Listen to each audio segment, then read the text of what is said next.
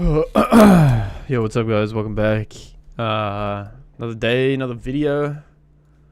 Thought I'd start out with some leak code, just like usual.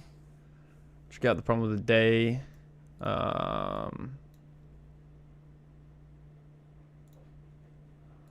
Take a look at this. It's the problem of the day right here. Yeah, probably like take a look at this problem, maybe another one. Just depends. Take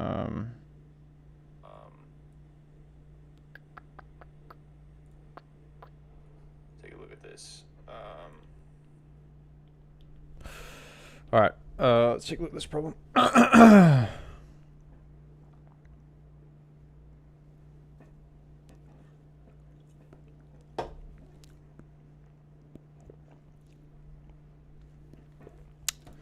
Alright, so we're given an array nums of size n consisting of non-negative integers. Your task is to apply some possibly zero operations to the array so that all elements become zero. In one operation, you can select the subarray I to j where 0 is less than I is less than j is less than n and set all occurrences of the minimum non-negative integer in that subarray to 0. Of the minimum non-negative integer in the subarray to 0. Return the minimum number of operations required to make all the elements in the array 0.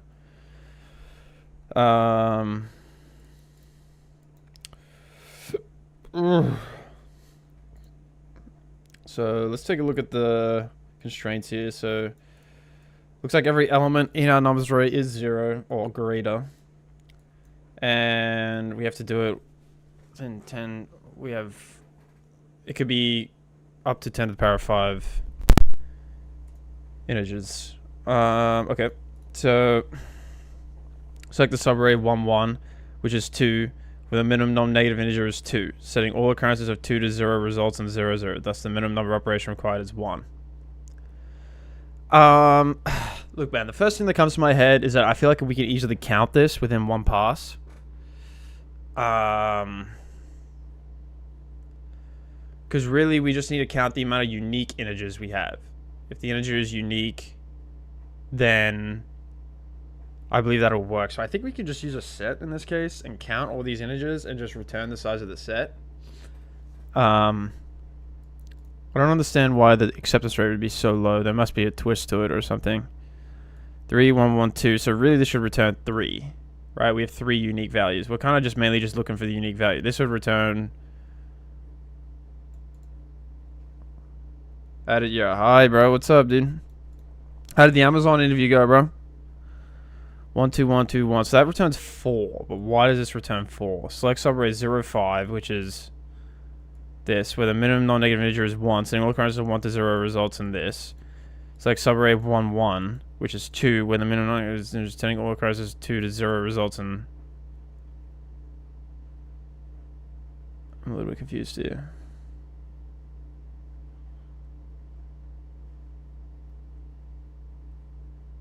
How is this 4? Selecting subarray 0 5, where the minimum non-negative integer 1 is setting all occurrences of 1 to 0 results in this.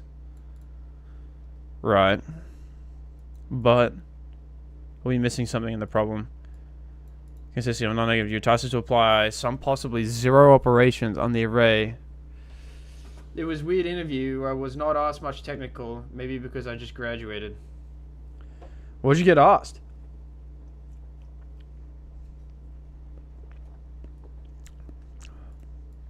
I'm curious, what did you get asked at it? Yeah, because that's interesting. Did you get asked a LeetCode problem? What was your technical?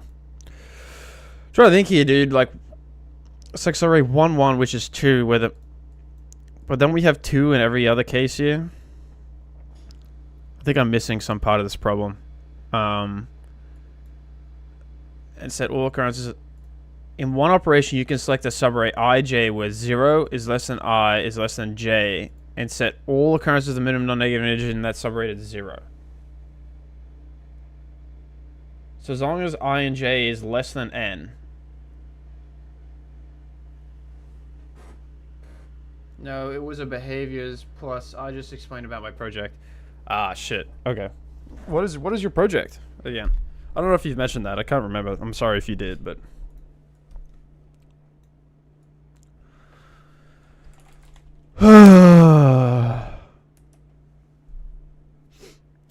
I think I'm missing something in this problem. I don't know what I'm missing here, because I don't understand why I'm selecting this subarray 113355. Like, why don't we just select the whole thing? Why is the minimum 4 here? I don't know. I think I might be missing something. Let's grab this problem.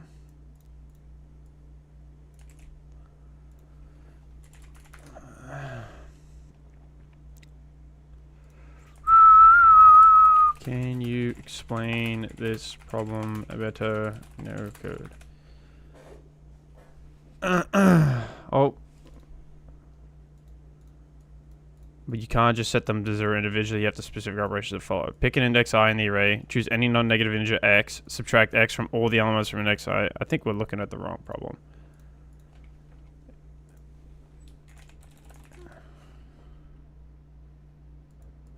Bro, what is going on here?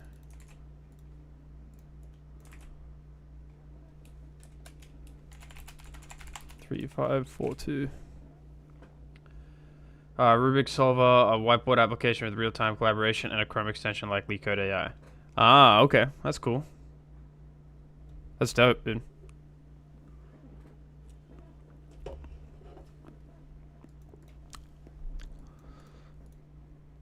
Bro. Is Claude stupid, bro? Oh my gosh, dude. It's giving me the wrong problem. Can you explain this? Have you done this problem today? Have you done the daily problem, bro?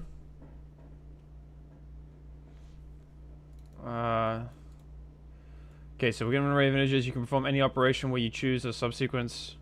So now it's the time for me to wait for my result. Oh yeah, that could take probably 3 weeks, bro. Some set of analysis not necessarily consecutive. You can perform an operation where you choose any subsequence of indices, some subset of elements, not necessarily consecutive, and subtract the same positive integer from all those elements. Your goal is to make all the elements equal to 0 with the fewest possible operations. What's really happening? Think of each number as a height. Okay. I don't think I'm understanding this problem correctly. Let's grab this test case here. Can you explain this test case? Total numbers to 0 using a few operations as possible. Each over. Pick any subset of the elements, for example, indices 0, 2, 4. Subtract the same positive integer from all of them. Look at what unique positive integers exist. Down everything that has at least one unit and one move if you subtract 1 from all positive elements. Ah, okay. Ah, okay, I understand. So, we're subtracting 1 from everything. Okay, so you have to subtract... Okay, I understand. So, what I was getting wrong is that you'd subtract the ones that you have here, right? But really what we're doing here is we are subtracting... If we're given the subset here... We subtract 1 from everything. This makes it 0 here for everything. But why are these still 2 in this case? 0 to 5. 0, 1, 2, 3. 0, 1, 2, 3, 4, 5. Okay, so what is going on here? Which is 2. Wait a minute. Saying all occurrences of 2 to 0.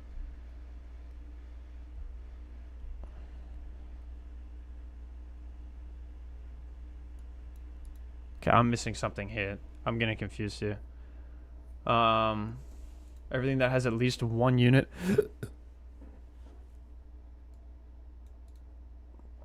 Remaining 1's the second layer. Subtract 1 from all those remaining positive. Okay, so they're saying the minimum operations is 2, but the answer is 4. So something's going wrong here.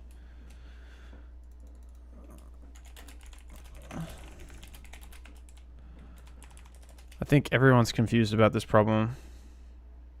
Let's copy this example. So we let you pick any subset. Let's slow down. Okay, so choose a continuous. So it has to be continuous. Continuous indices like L to R. Find the minimum non-zero value in that range. Subtract it from all the non-zero in that range. Repeat.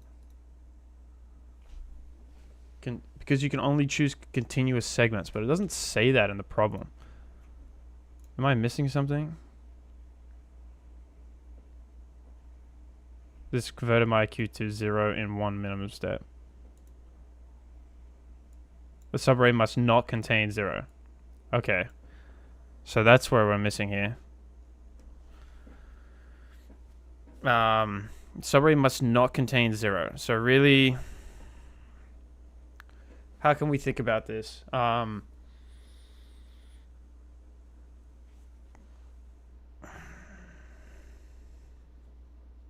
to think of a pattern that we can use here.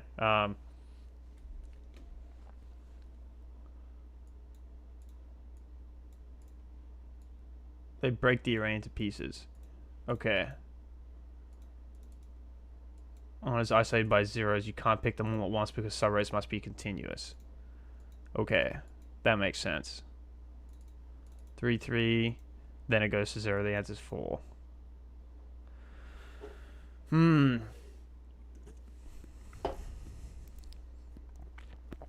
How can we solve this? Trying to think here.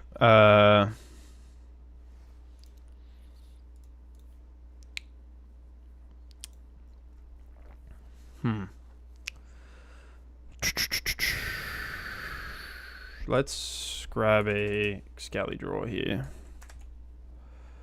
Let's think about this.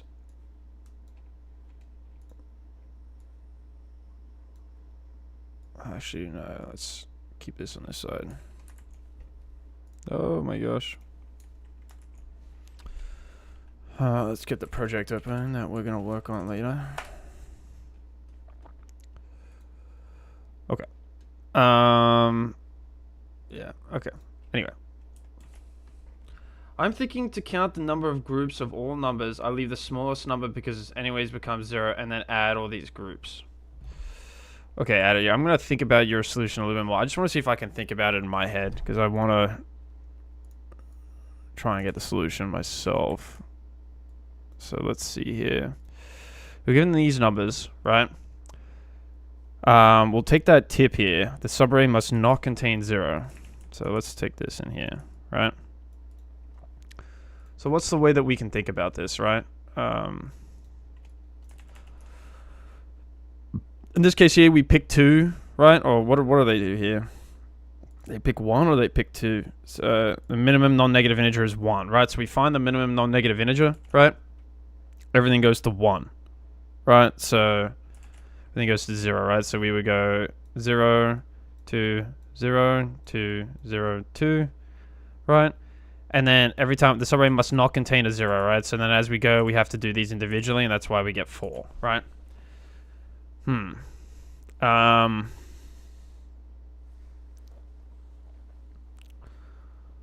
Let's think about this.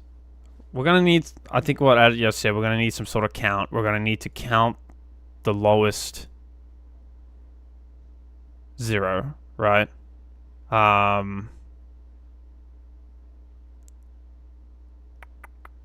then we're going to need some sort of indices to be able to split it into groups. I'm thinking to count the number of groups of all numbers. I leave the smallest number because it anyways becomes 0, and then add all these groups. Yeah, that's a good idea, Edit. Yeah, count the number of groups, right? So in this case here, we'd have 2 groups, right? If we're grouping them based on their number, we'd have 2 groups here. But,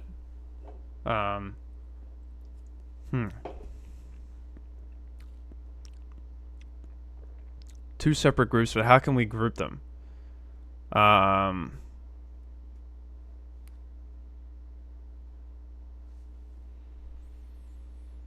Group them based off their...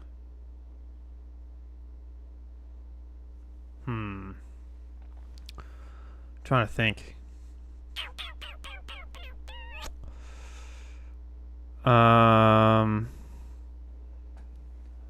Only continuous are groups.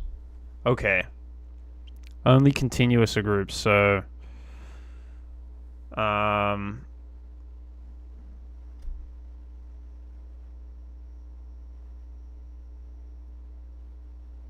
I guess... What? This would be a group, this would be a group, and this would be a group if it's continuous, right? We'd have 3 groups.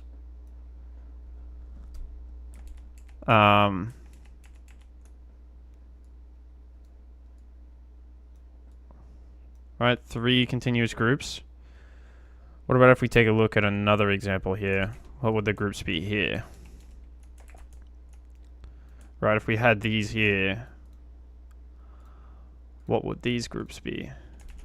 Well, this would be a group, right? We have 2 groups here. 2 groups.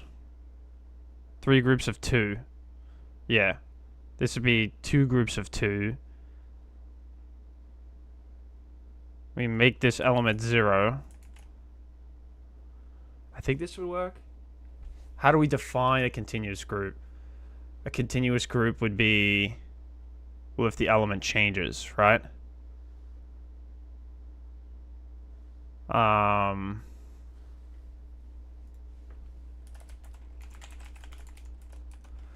So int group count can start at 0, right? We'd have to take the count. We'd have to keep track of the most minimum value, right? And the count of it, right?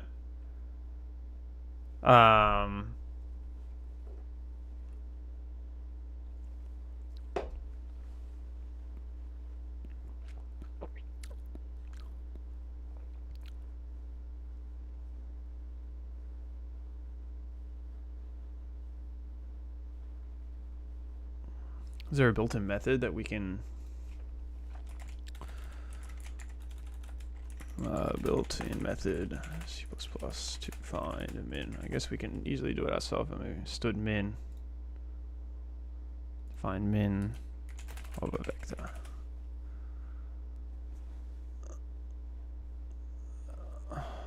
We can find the min element function. Okay, let's do that. Let's find the min element. So auto min element is equal to stood min element nums.begin, pass in an iterator, nums.end, right? This should print out our min element, see out min element, right? And end L. Let's grab that. Ah, shit, dude. What am I missing here? And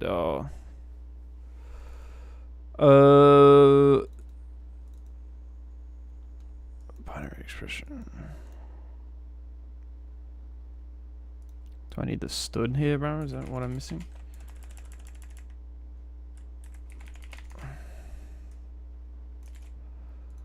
Is that what I'm missing here, dude? What am I missing?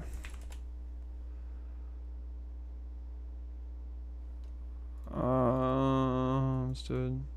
This is right, isn't it, dude? What am I missing here? Bruh. What am I missing?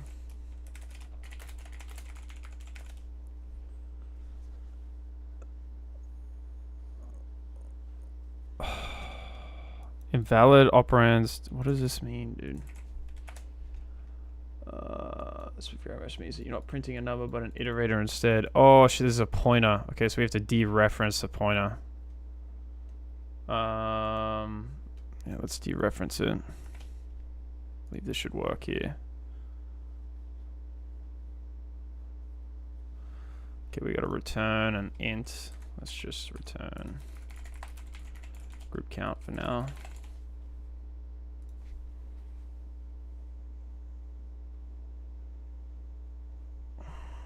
Okay, so got 0 here. In this case here, we get 1. In this case here, we get this. Okay, so that works.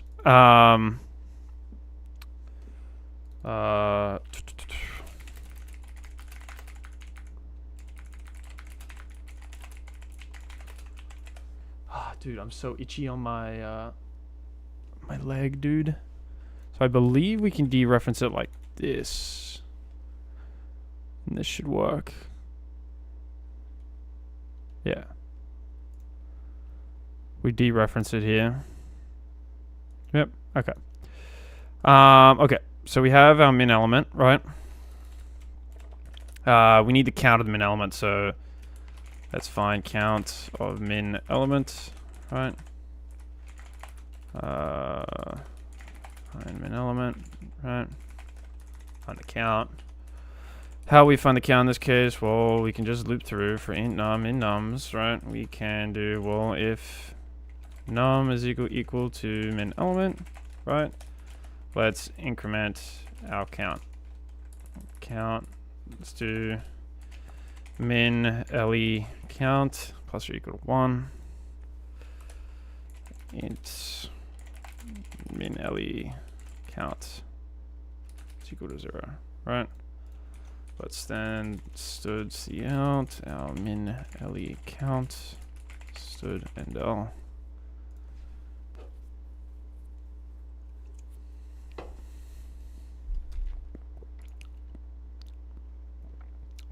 Got 2 here, right? We got 3, right? So we're storing our min le count. Now, what do we want to do? Well, now we have to group them. Group by. I guess like we'll put in brackets continuous, right? So we'd have to loop through these elements. I less than nums.size I plus plus, right? Loop through that. Every time we see an element, what do we need to do? How can we group them by continuous? That's the easiest way to do this. If the element is different, then the thing is the element could be different every time. So I don't know, this might be a weird way. Maybe we can have some sort of flag or something. We can have a flag right after the flag is true. Well, then we don't know if we've seen the same element, right? So I guess we could do both, right? We could do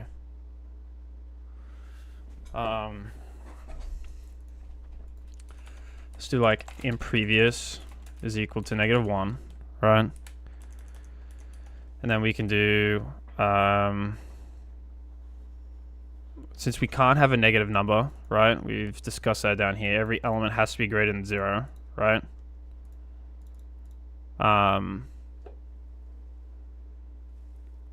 I guess we want to probably ignore any 0 we see, right? What if we see a 0? Then we don't. If we see a 0, I think I'm overcomplicating it, to be honest.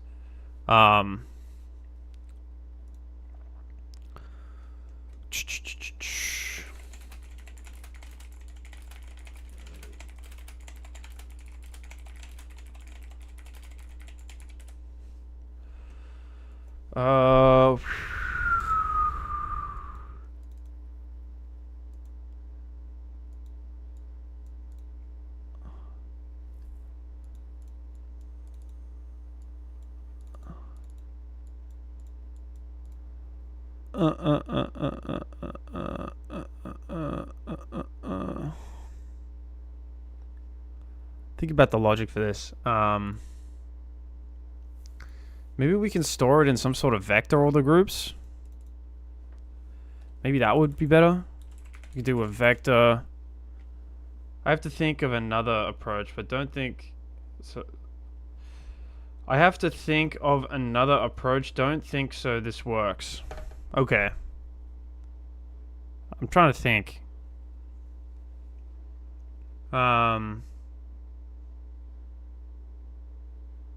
I guess we can try. I mean, I don't know. Maybe it doesn't work. I don't know. Because it's all part of the process. Let's call this our groups, right?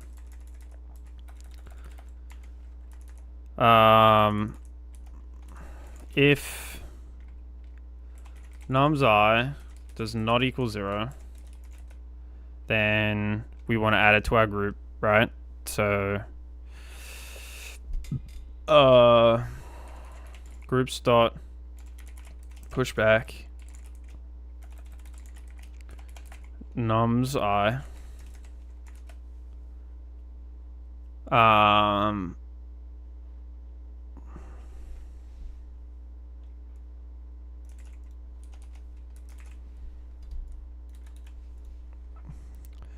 groups dot pushback nums I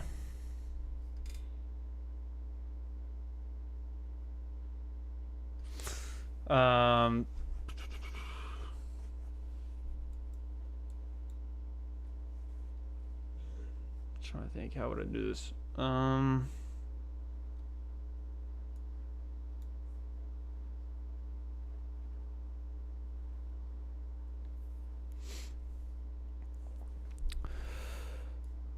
For each number, does not equal 0, we append. Guess we need an OR here. And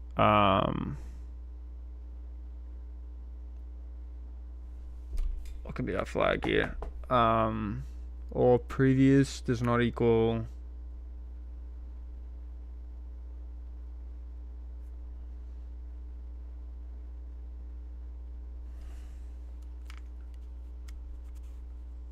I guess we only have to, no, we wouldn't want to compare from the element behind, right? Because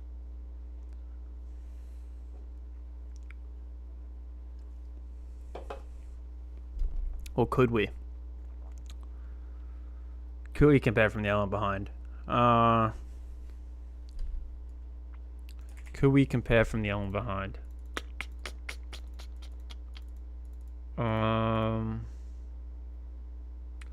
So I'm either thinking of like a Boolean flag to do this.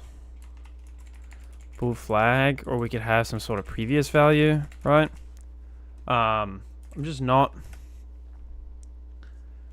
100% sure. I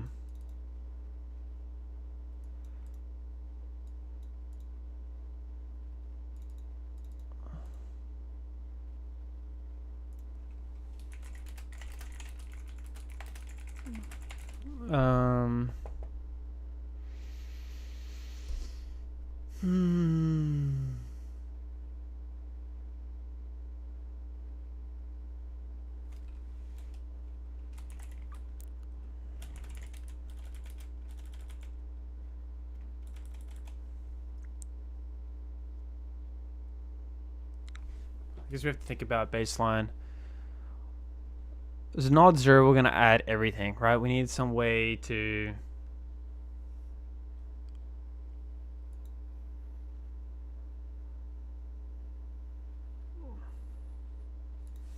Let's have some sort of previous element, right? Let's do like previous is equal to nums I minus 1. Right? We start from 1.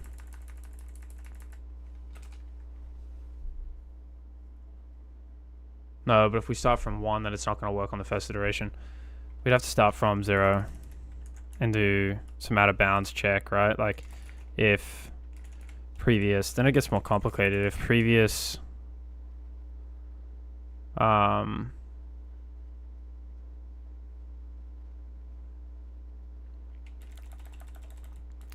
if I minus 1, right, is...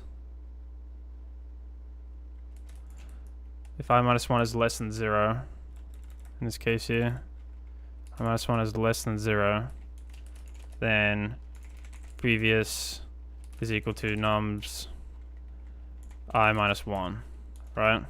No, sorry, is equal to 0. Or we can do like maybe negative 1 or something. I think I'm overthinking it now, but... We set previous to minus 1. That means on our first iteration here, I guess we'd have to do an else here. Else this. Else this. Then if our number nums I does not equal 0,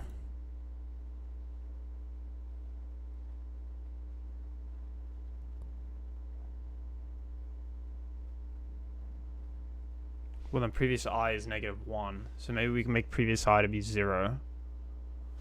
Maybe that would work out better. Previous is equal to 0. And I guess we need and nums I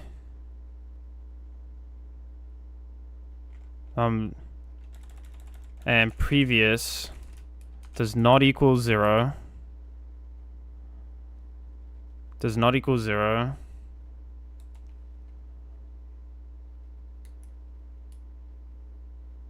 Or previous does not equal 0, or previous Or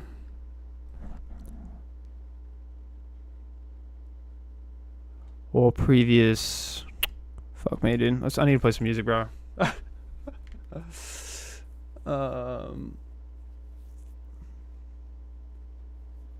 Let's take a look here. Bro, what music should I play, dude? I should be bumping in here, bro.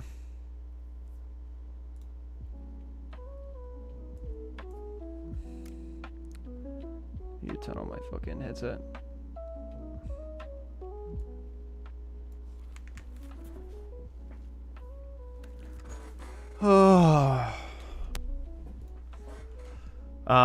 Okay. Nums I does not equal 0 and previous I does not equal 0, or previous is equal to nums I, right? Because if it's nums I, that's still continuous, right? Then we would push back the group, right?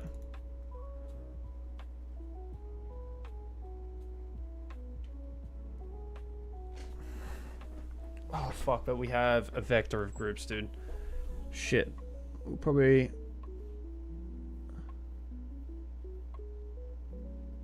Oh, fuck, dude. Damn, bro, we're gonna have to rewrite this. Fuck, man.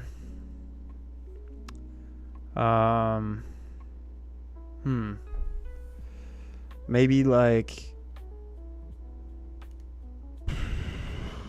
Maybe we can use, instead of a vector, we can just count the groups. Alright, so this being an integer. I guess we have a group count here, 0. So maybe, like, I don't know, use a Slater, right? So if we have just a group, right, we start at 0. This is here, our previous is 0. Else our previous is the previous number. If nums I does not equal 0, in this case here, and previous does not equal 0, or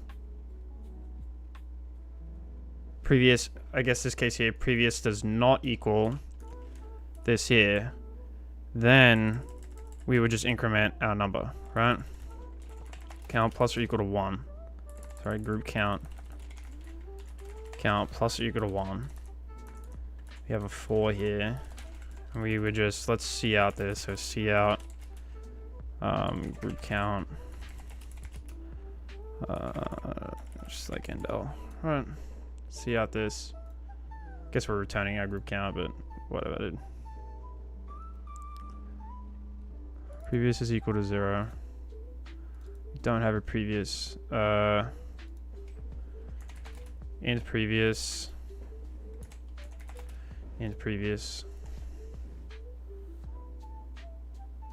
If nums I, okay, use of undeclared identifier.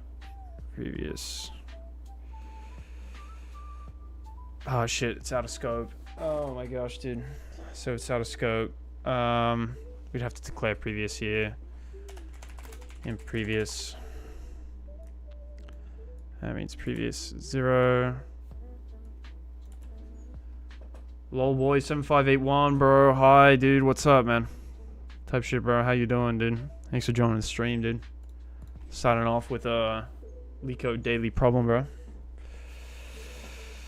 What am I missing here? Expected a parenthesis.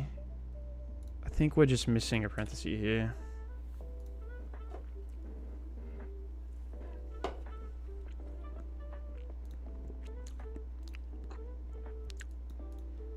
Expected 3. We have 4. I don't think we're counting these groups right. I mean, we're stood outing 6 here in this case. Guess we can roll through it with the algorithm that we got. These are all here. Okay, let's think about this, right? So on our first iteration here, we have int previous. If it's less than this, we have a 0 here, right? Okay, right? So if nums I does not equal 0, right? So our nums I does not equal 0, and our previous does not equal 0. In this case, it does. Or previous does not equal nums I.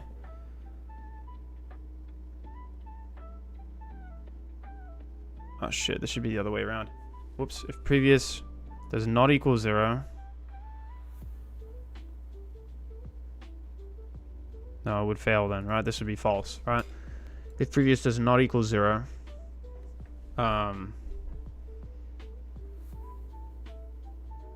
Yeah, this would be false, and then we'd end it with this, so...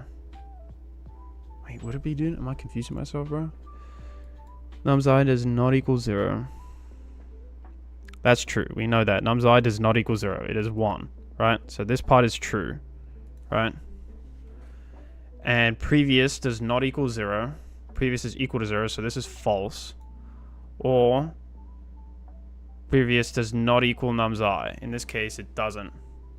So this is also true as well. So maybe this should be an AND here as well.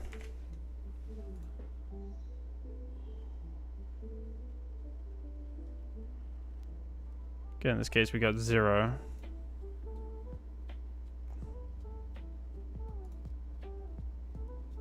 We've got 5 groups here. I think I'm counting these groups wrong, to be honest. 4 in previous, if... Okay, so let's think about this now, right? I is less than 0, so we have 0 here. Our previous is 0. If num's I does not equal 0, so that's true. Or previous I does not equal 0. In this case, it's false. So this wouldn't execute, right? Because this is for false, so it would not execute, right? So we'd move to our next value, right?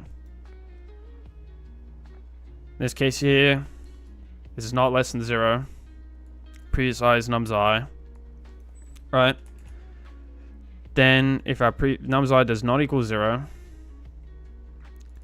and previous does not equal 0, so num's I does not equal 0, so it doesn't equal 0. Our previous does not equal 0, it doesn't equal 0, and previous does not equal num's I, that is true. We would increment our group count, right? So our group count would then go to 1. And we'd move to this element here, right? This would be our previous. So we're counting the groups, right? This is one group. If we go here, I believe this would be true as well. This would be another group. So we're not properly counting this, I don't think. I'm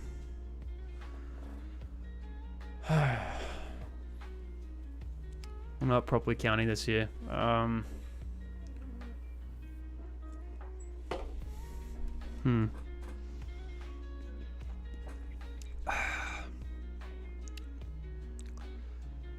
How can we properly count these groups? Maybe there's even an easier way too. Maybe we could use a hash map. Count them using a hash map. No, that wouldn't work. That'd be stupid.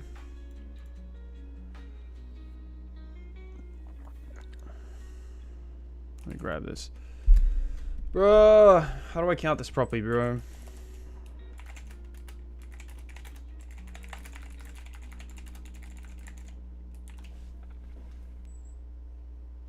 I guess we wouldn't even need the min LE count, right? Why would we get the min LE count when we can literally remove everything to be 1 in this case, right? I don't even think we need the min element count.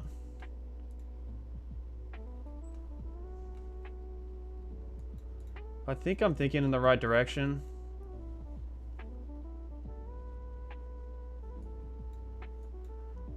Okay, a new group starts when the current number is non-zero. Previous element is 0.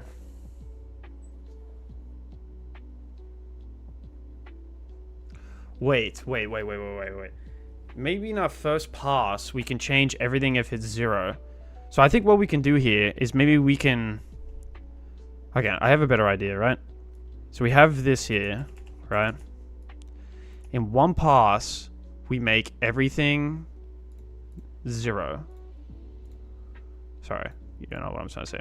We identify what the min element is, right? We loop through, make the min element 0. In this case here. So then we have ways to split, right? Now that we have ways to split, we can easily split this element. If we see a 0, we see a 0, we see a 0, we instantly split and we count, right? So I think that's probably the way to go about it.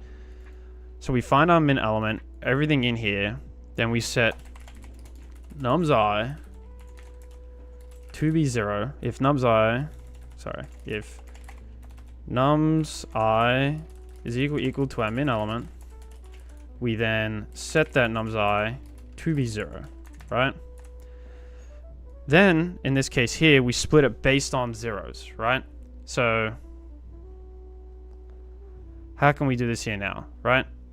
I guess we can remove all this garbage, right?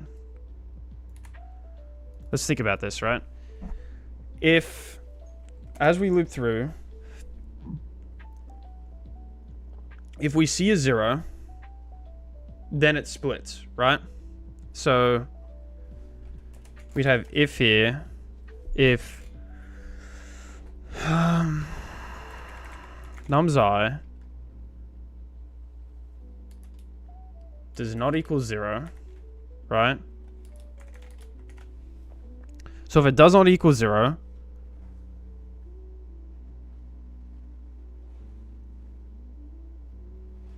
if it does not equal 0, maybe we can have a flag here if we see 0, right?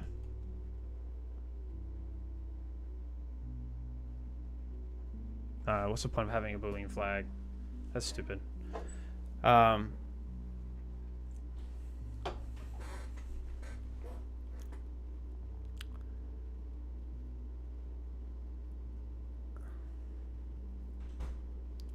Okay, what if num's I, our current element, is a 0, and our if the current element does not equal 0, right, and our previous element is 0, then we increment, right? Because this should be a group, right? So if num's I does not equal 0 and our previous element, so let's set a previous here, in previous to be equal to num's I minus 1, right? This case here, we can probably just start from 1, right? If our previous element, I minus 1, is... If num's I does not equal 0, and previous is equal to 0, then we know this is a group, right? Group plus or equal to 1. I think that's all we need, right? I think that was the way to go about it. I think that simplified it much better, right? So let's think about this now, right? In this case here, this is what it looks like, right? Our array here. We have 0, 0, and 0, right? As we loop, in previous is equal to num's I minus 1, right? So we're at our current I. We start here. If our I does not equal 0, and our previous is equal to 0, we increment by 1, right? So this would be 1 in this case here, right? We go to the next element. This is 0, so it instantly skips, right? This is false, so we skip here. We come here. If this is a non-zero and our previous is a 0, we increment. We're at 2. Then we move here. This is a 0, so we skip. If this is not here. Finally did it, though. I cheated by seeing the topic tags. Oh, okay. Nice, Joe. That's dope, dude. Then we see 3 here in this case, right? We have 3 groups, right? Our expected is 4. Then we add our last element, right? So our group count would start from 1. And we increment it every time. Let's see if this works. Oh, if num's I, I'm gonna clarify I. Oh shit. Int I is equal to 0, I is less than num's of size, I plus plus. Num's I is equal to min element, that is 0, right? What are we getting here? We're outputting 2. Outputting 2. We get a 4 here. So what are we missing in this case now? So in this case here, we have 3. But in this case here, these here would be, this would look like 0 here, right? 0, 0. We're missing the case here that if the element here, right. So that's the case we're missing here. Here we're returning 1 or 1 less. The grouping fails because sometimes even other groups totally can be removed in one operation other than the minimum. So you don't group the elements.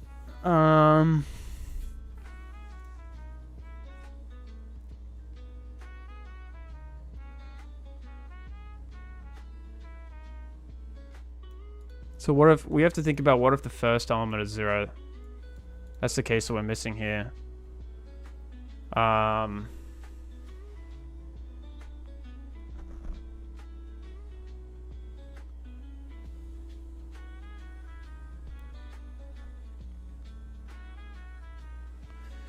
Maybe we can have a case here. We have an if statement here. Well, if nums I, guess if I is equal to 1, right? And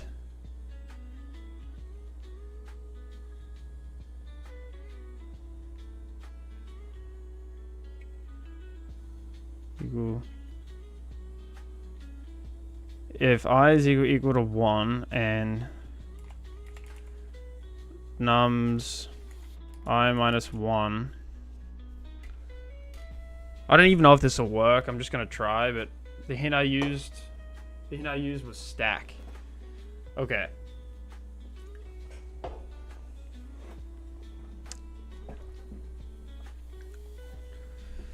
I'm gonna see if this works here. If that's, I'm sure it probably doesn't work, and then we can think about the stack solution. But I does not equal 0 and previous is equal to 0. I is equal to 1. Oh shit, dude. What's the way to think about this, bro?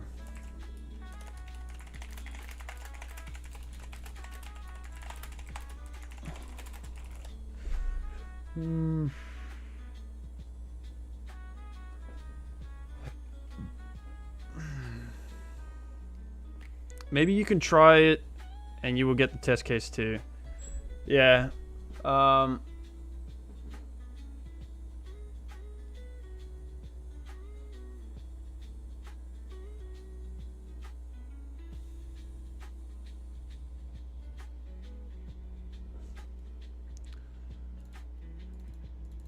Okay, well, what about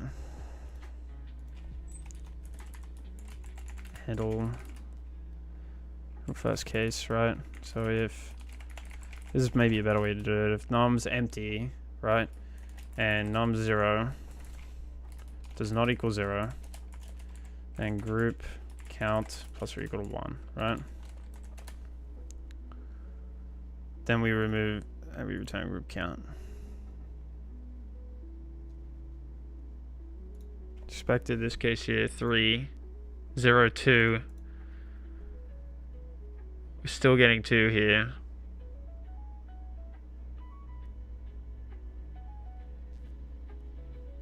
Bro.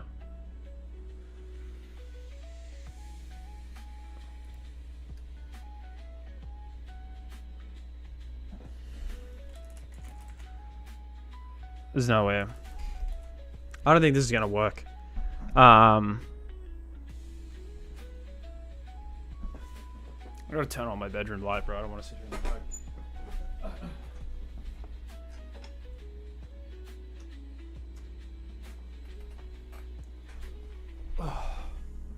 Turn on the light, bro. I can't sit here in the dark. I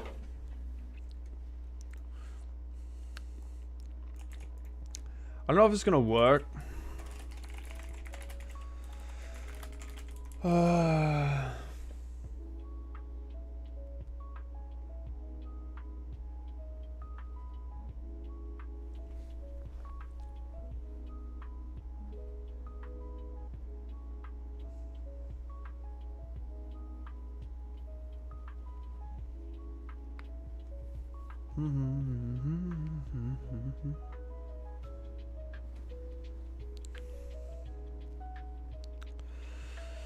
Damn, bro.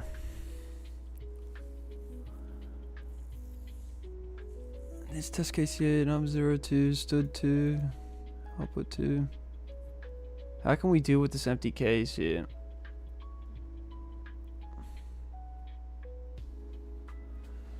Because we have it here, then we start at 1. If our previous is I minus 1, nums I does not equal 0, right? And previous is equal to 0. It's gonna group it twice. Maybe we can just do, well, like, if the nums dot size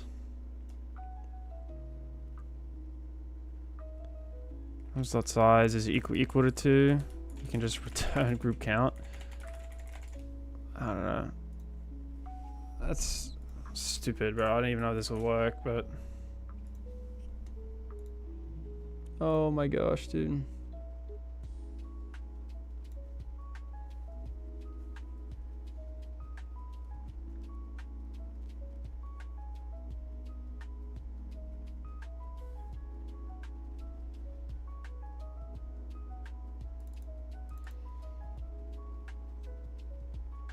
And there's those sizes too.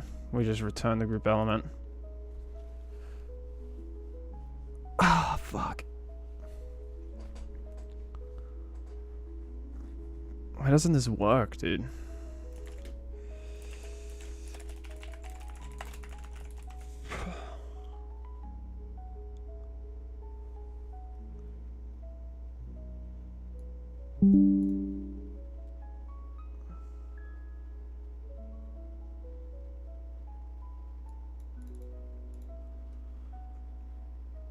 Is this an int?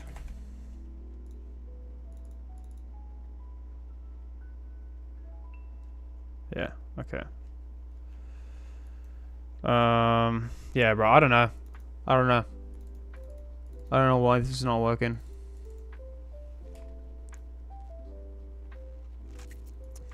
Let's think about this. Why?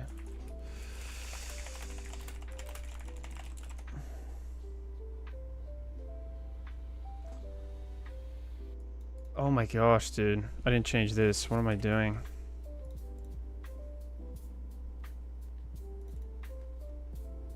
Let's get rid of this. I don't even think this matters now.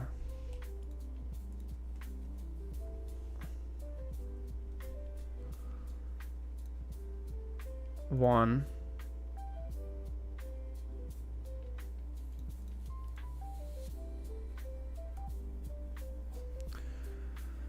I was feeling so lazy to solve a question right now, but seeing you solve it, I tried it. Let's go, dude. Let's go. Hey, bro, I'm getting... don't know why this is not working.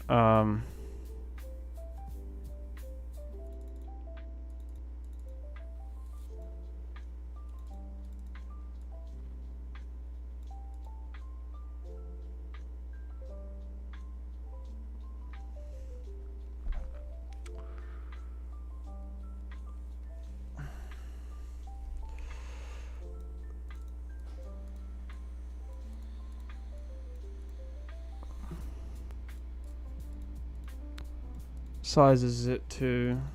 Okay.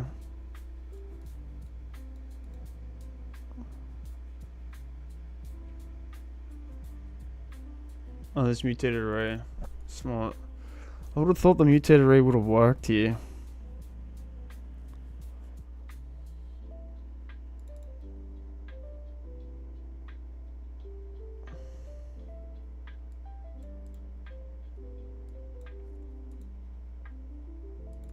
Zero group count.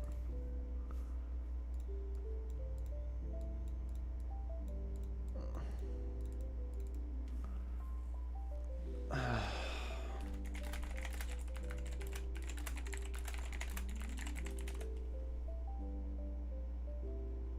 don't think this is gonna work.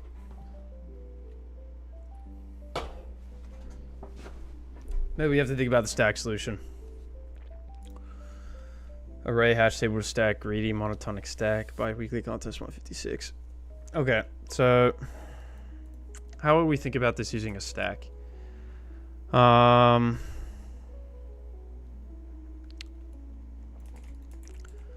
would we split this up? Let's see. In these elements, we have some sort of stack, right?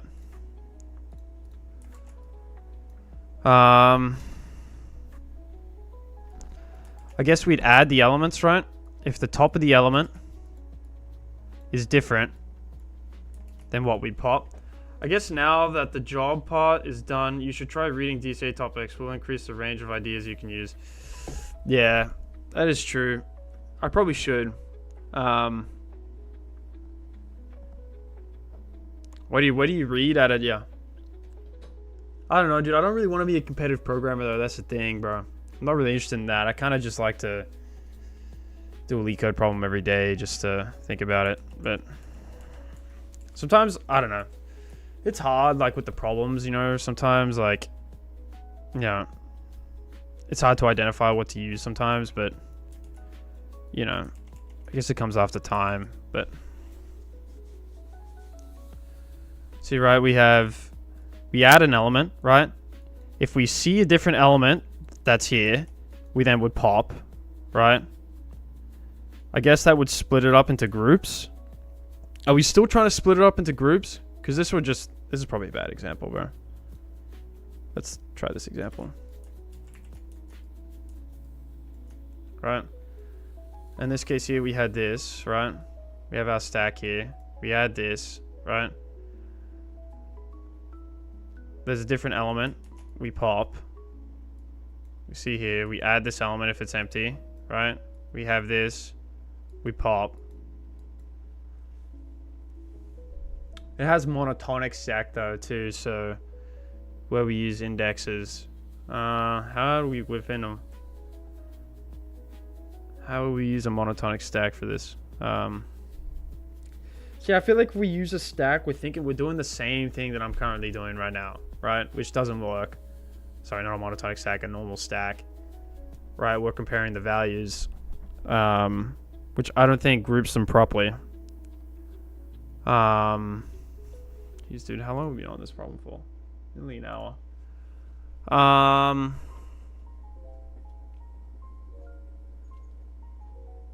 don't know.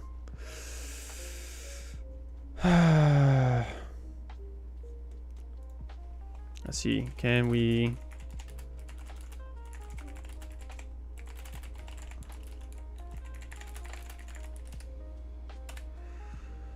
I'm still doing it because I want to get a title on Code Forces and so that I can cakewalk any DC round I encounter in the future. That's true. That would be nice, bro. I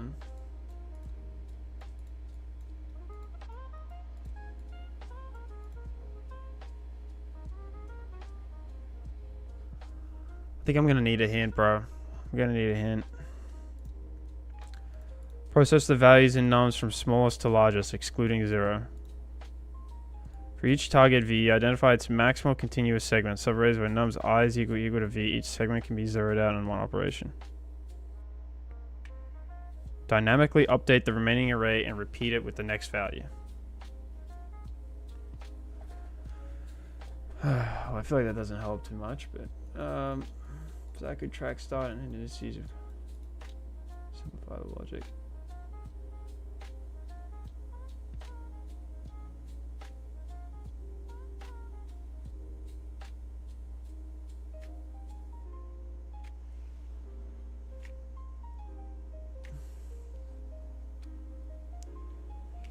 Use a test case and think of stack solution.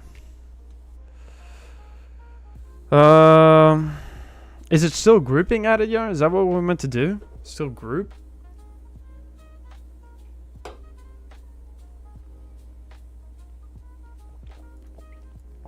Similar to counting the number of blocks, but take care of the zeros.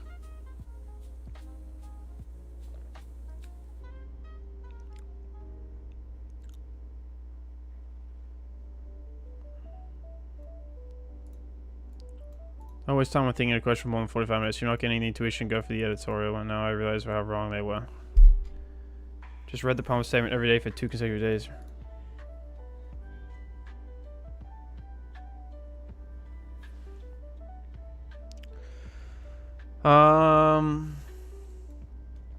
To simulate.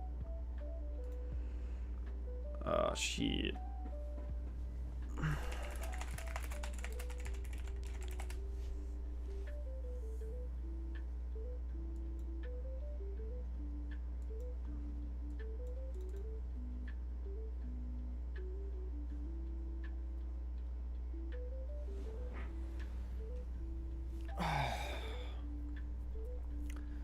I don't know, dude. I think I'm gonna have to watch an Leetcode video, dude. I think I'm gonna give up here. I don't want to spend hours on this, bro. I think I have to give up, dude. I'm not sure how to use a stack if we're not counting by groups. So I'm not sure how to go about a monotonic stack in this, to be honest. So, Let's see if Leetcode made a video. We attempted it. I mean, I got kind of close. I think I had a decent idea. I just... Oh my gosh, dude. Why can't I copy this, bro? What the fuck? 352. Leetcode.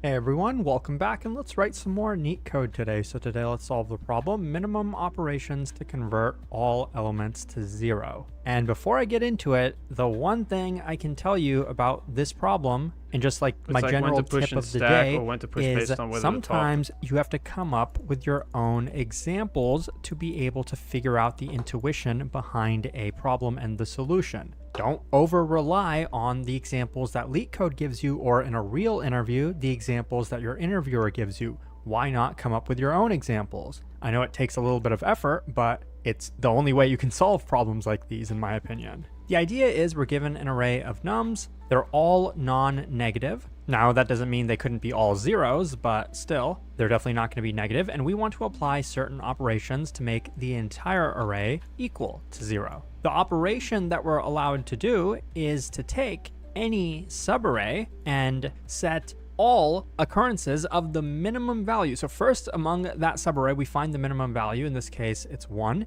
and then we set all of them I usually to give 0. AI so the video and ask it to give hints. A 0 now. Now, what would happen I mean, I don't know. I'd rather just learn. to pick the exact same subarray? You might think, okay, well, now it's going to go to the next smallest, which in this case is 2. No. Kind of see where I went wrong with the intuition a little bit. There's no issue on playing these videos on stream. Oh, the most important thing I don't know, dude. To be honest, I don't really care if I get copyrighted. I'm not trying to make money. Is 0. If we pick stream for fun, the exact same subarray, really or even if we pick a subarray that includes the exact same element, it's not going to do anything, because it's going to say this is the minimum element, reassign it to 0. It's already 0. So basically, the first observation you should make is once an element has become 0, we can never include that element again in any of the subarrays that we choose. And what we're trying to do in this problem is determine the minimum number of operations, so we definitely wouldn't want to waste an operation on something that does nothing. Now you can kind of let that thought marinate in your mind, but the next logical thing that you should arrive at is that if this is the case, well, how should we process the elements first? Because yeah, dude, I was playing one of the other streams like a week or two ago, bro. I was playing like some Spotify music, bro, and like I think YouTube like kicked me off the platform.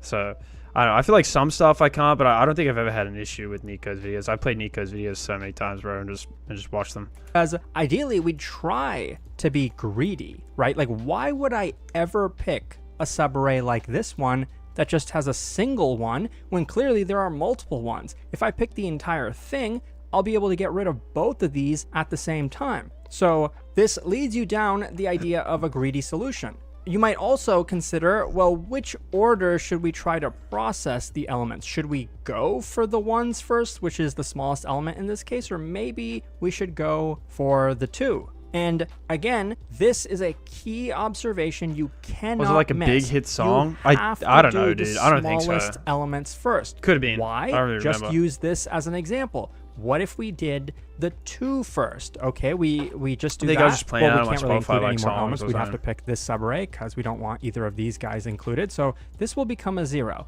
That's great. But now we have to do the 1s separately, because we just created a hole. If I do this, it's not going to do anything. If I do this, it's not going to do anything. And if I do this, it's also not going to do anything. We can't include that 0 anymore. So that's why we choose to do the smaller elements first, because we want to minimize the chance that there's a hole in them, and we can then process multiple of the smaller elements at the same time. Now, it's still possible that we might create a hole by doing it this way, but still, we're trying to get as many of them in the same operation as we can. Just to make it more clear, I'll change the example a little bit. What if we had 2, 2, 1, 2? You might think, well, I want to do all the 2s at once. I'm trying to be greedy, but it does of segments, not segment tree. Don't get too nervous, but just that we have certain contiguous segments. So what's the solution to this problem going to be? Like, that's not going to be too hard for you to figure out, right? Based on the observations I told you, you should be able to tell me what the solution is. Not necessarily the solution algorithm, but what's the solution to this problem? Let's just do it and let's make it color coded. We know we want to be greedy. We want to do this segment first because then we can get rid of all of these ones. Next, we would want to be greedy and do the 2s first. Unfortunately, we created a hole over here. We can't do the 2s together. They're not adjacent. They form 2 separate segments. But even still, we can then get rid of them. And same thing now with 3. Thankfully, there's just a single 3. If there were multiple 3s, like if there was a 3 over here, we would not be able to extend it because, again, there's a hole. Well, there's a bunch of holes now. But if the 3 was contiguous, like if there were 2 3s here, we would have been able to process them together. And actually, even if there was a 3 over here between the 4 and the hole, we would actually be able to do those 2 3s together because 4 is bigger than both of the 3s, and we know that the minimum element is the one that becomes 0. So clearly the value and the order of the values matter when it comes to creating these segments, or even, I would say, counting the segments, right? We can reframe the problem in terms of counting these segments. That should hopefully lead you down the right track. But again, the solution is not obvious, especially if you haven't seen it before. And so now I'm just going to tell you what the solution is, and I'm going to show you how nicely it fits in this problem. Because if you haven't heard of it, there's almost no chance you'd be able to figure it out. It's called the monotonic stack. Not super obvious how it applies, but I think when you start thinking of this in terms of counting the segments, sounds good. Yeah, bro, have a good night, dude. Natural. Appreciate Let me just show you. I'm not even going to start with the stack idea. out. I'm Thanks just going to show you the joining. logic when it comes to arriving at the idea of the stack. Watch this. And I didn't really finish the example, but obviously we'd have 4 in its own segment.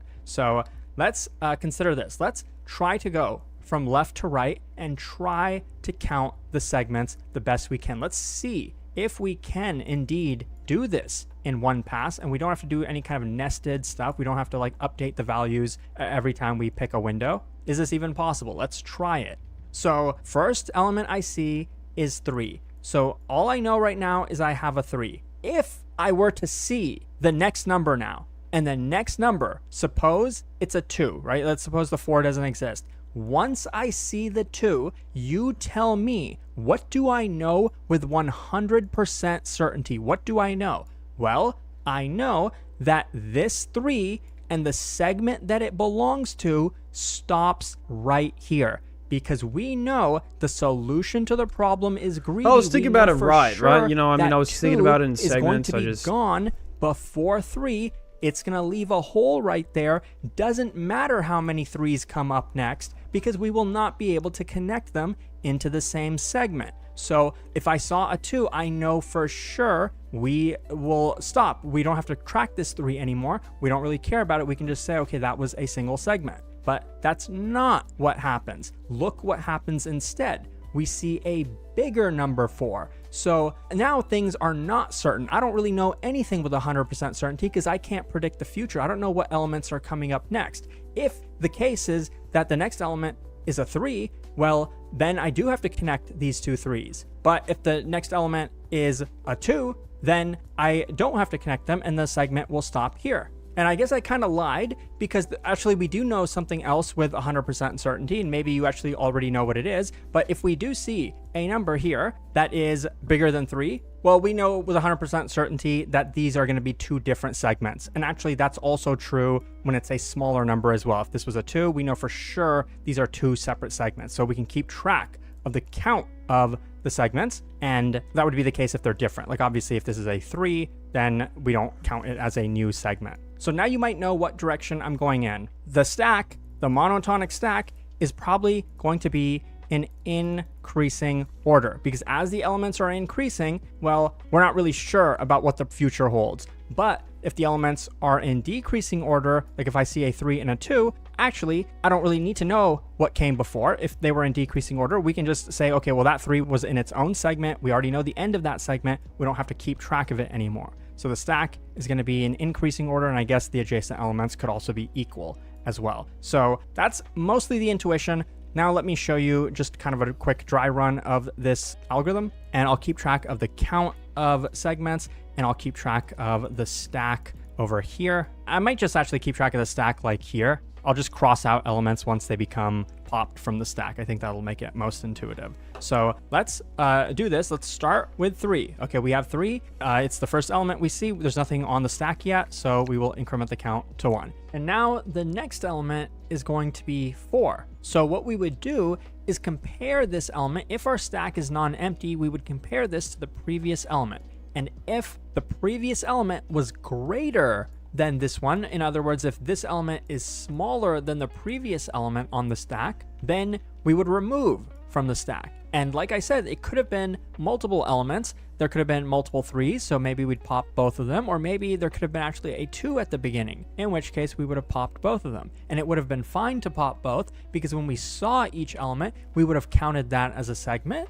We would have counted 3 as a segment. So we would have had 2 segments there. And yes, we can pop them now, because if this element was like a 1 and it was smaller than both of these, we know that we can't extend those segments. But that's not the case. We're dealing with a more simple example. So for now, we do not pop anything. We see that this is different from the previous element, and thus we would increment the number of segments that we have. Now it's going to be 2. And now we get to the more interesting case. This is our stack so far. We see a 2. Okay, so now we're dealing with that example, that case that I talked about. 2 is smaller than 4. Okay, pop 4.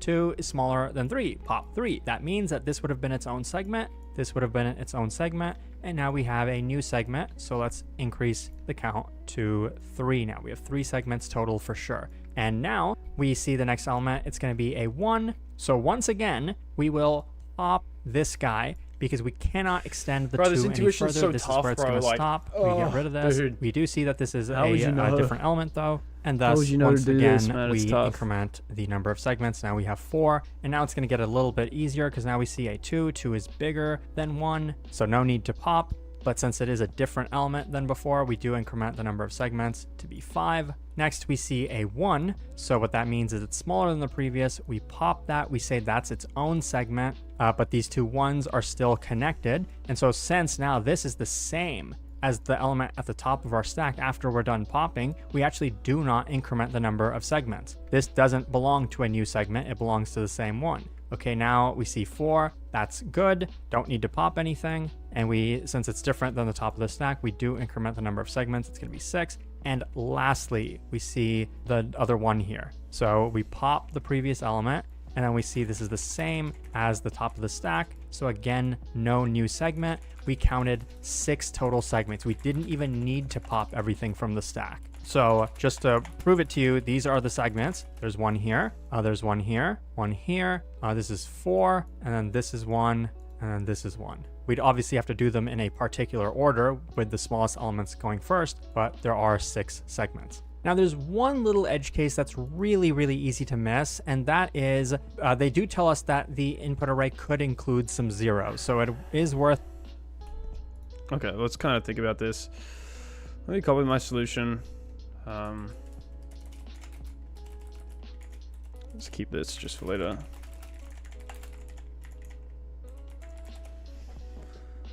Okay. Well, I guess we remove all my garbage that I have in here. Alright, so let's do like stood stack. We got integers in there, call it stack. Right. We loop through. I is less than nums dot size. I plus plus. If stack dot empty. Then what we'd probably just want to add, right? Stack dot push. Nums I, right? If stack is not empty, and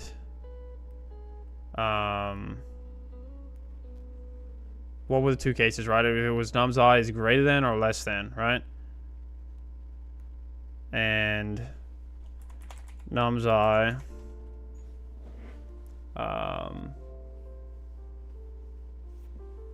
let's have our case here.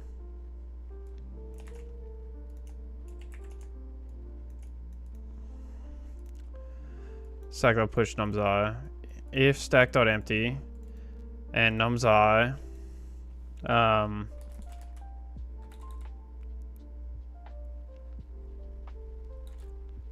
nums I is greater than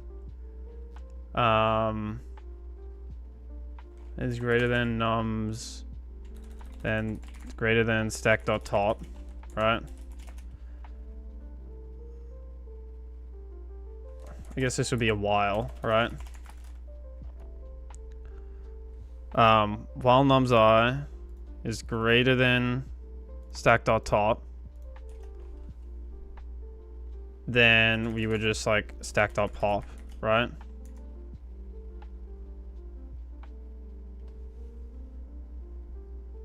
Let's check this before.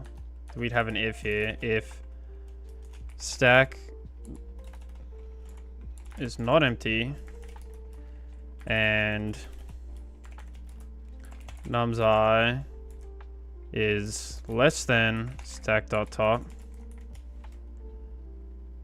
then what would we do, right? We would just literally increment, right? So group count plus or equal to 1. If stack.empty, we push, right? If stack.empty and nums I is less than stack.pop,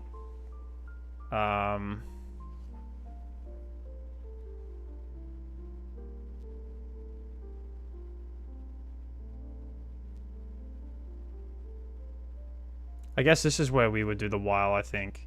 I think this would be swapped. My bad.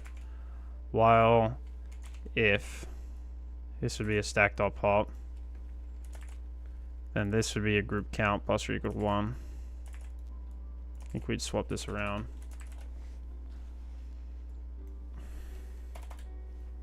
Let's think about this here, right? Here's our stack. Let's kind of simulate our problem here, right? Here's our stack. Our first element is 3, right? Our stack is empty, so we just push our nums, right? 3.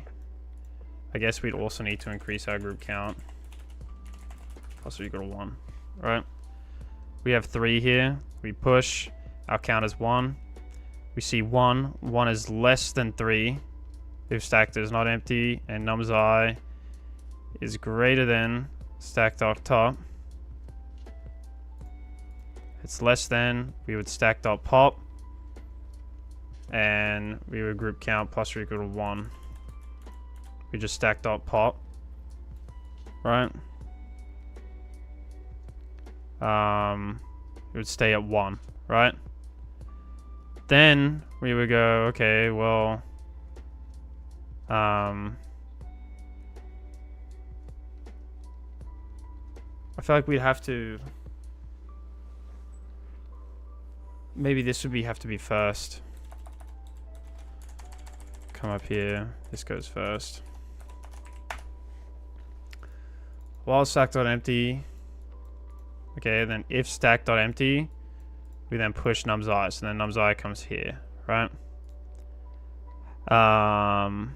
We go to the next element, right? 2 is greater, right? Stack.empty is greater, right?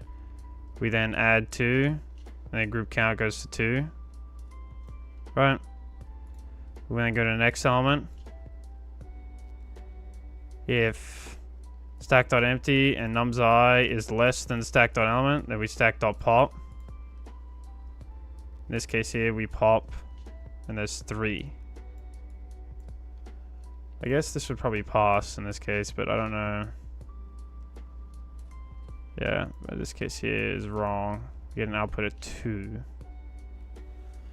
So, if stack.empty, in this case here, it comes straight here, we would push plus or equal to 1.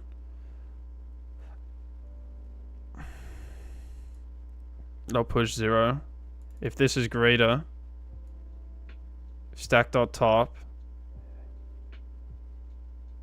if nums I is greater than stack.top, in this case it is, we increment by 1. I feel like we're missing something here.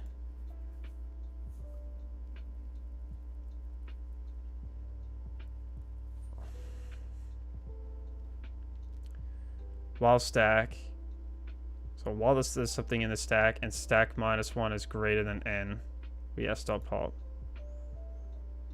So while there's something in the stack, and stack minus 1 is greater than n, and the top of the stack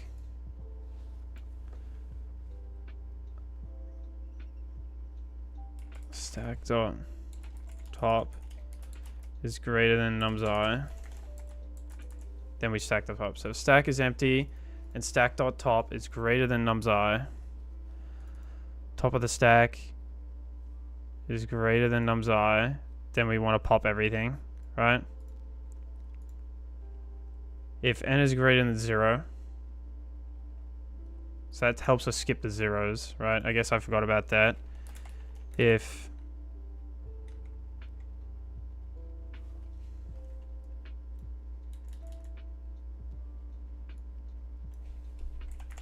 nums I is greater than 0,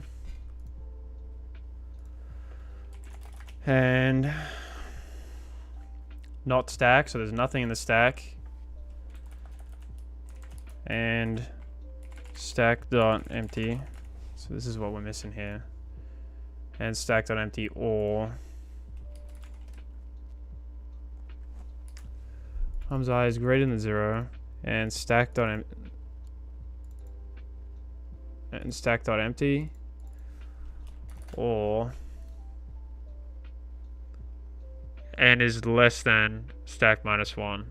So nums I is less than stack dot top. In this case here, group count plus equal to 1. I think this is the final solution. Nope. 4, 6.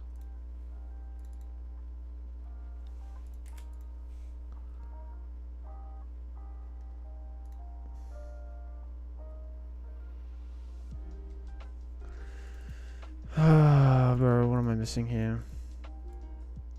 Okay, we're gonna have to walk through this. Let's see here. This is what we got here. Okay, our first element, this is our stack here, this is our count, right? 0. First element here, so while our stack is not empty,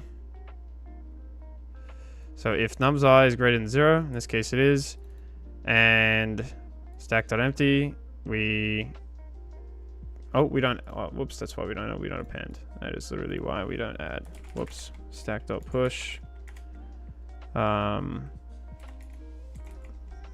I.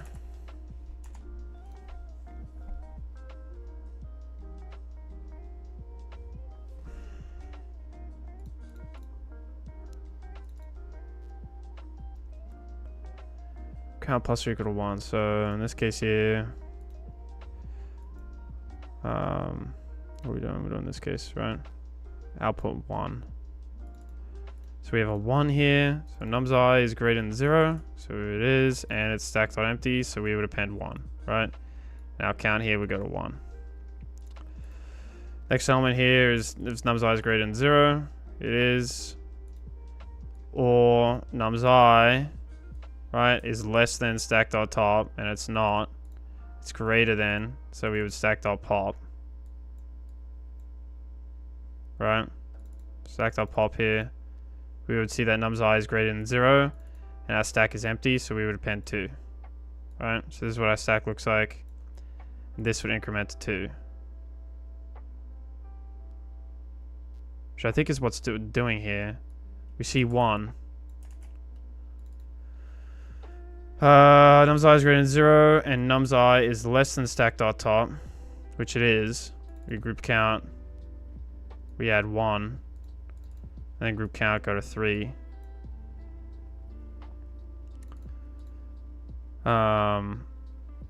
We come here, see that it's greater than that, then we stack.top.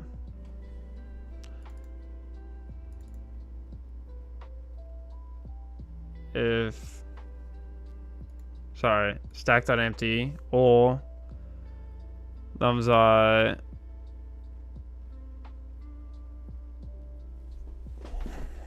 okay, so we're at 2. Our stack is not empty, and stack.top is greater than num's I. That's not the case, right? Num's I is greater than 0, and how are we getting 1 here though, bro? Like, what?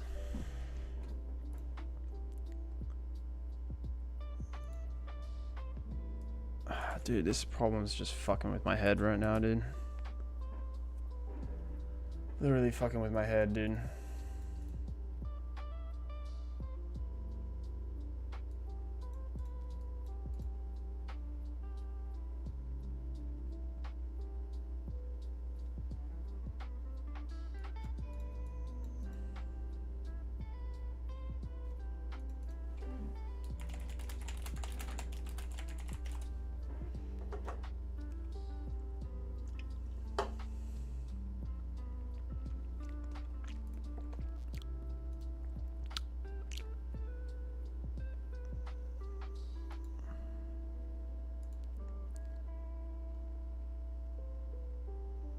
N does not equal stack minus 1.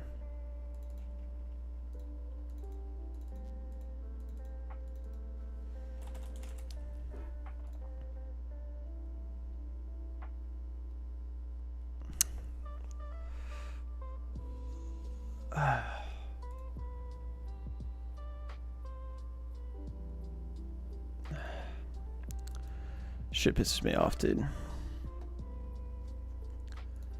That was a fucking hard problem, dude.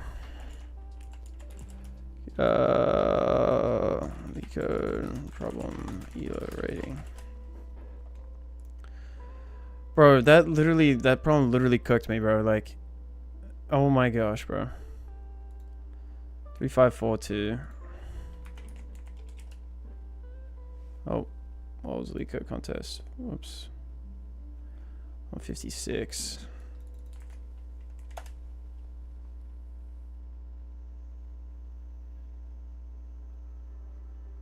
$18.90. Minimum operations convert all elements to 0. I feel like I had the right intuition. I mean, it was 1900 rated. I had the right intuition, but not the right intuition, the right way of thinking about it. I just couldn't really apply a stack to that. That was hard, bro.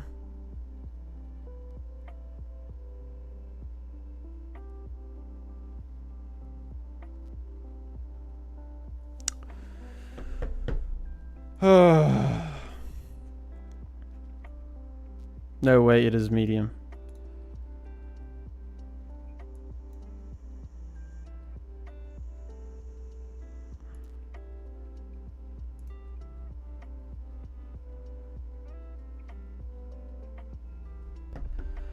Like, bro, what a fucking problem, dude. Like, that shit was freaking AIDS, dude. Holy. There we got fucked on that.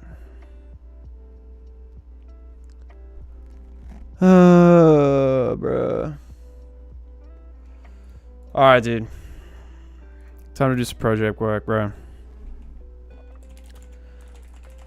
So, I was working on this. Oh. Working on this school project, bro. Oh, shit. Let me pull the recent changes, bro.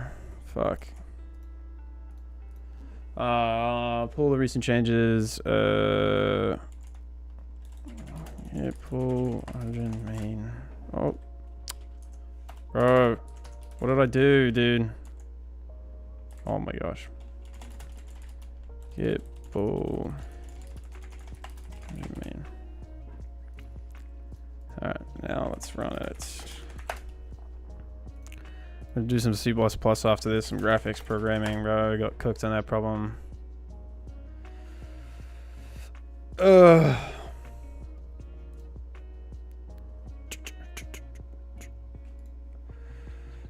Let's open this over here. Got a little login system here. Okay. So I believe, let's see what they did. Let's go to the waiter page. Proceed to payment.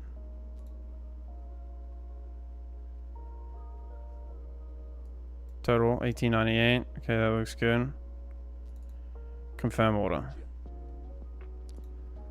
Okay, let's kind of read what this does here. So, let's see what my buddy did. Go to the waiter page here. Children, we map the tables. We have a table card here. Let's jump over here.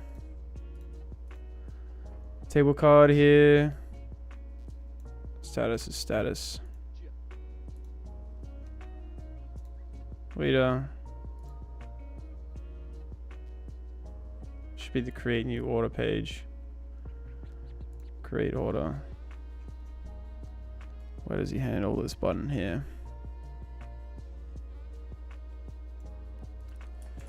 Proceed to payment. Okay. This is a link. Proceed to payment. Where does it take us though? To/payment/table ID.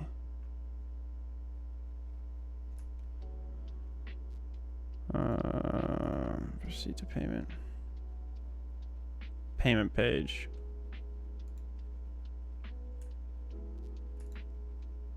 Where is the payment page?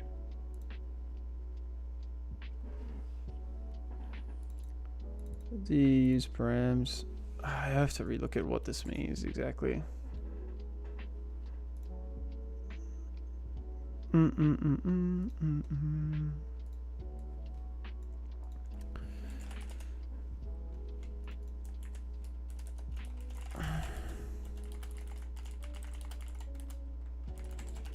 What does use params do again? I don't remember. Look, that lets you access URL parameters from the current route. Ah, shit. Okay.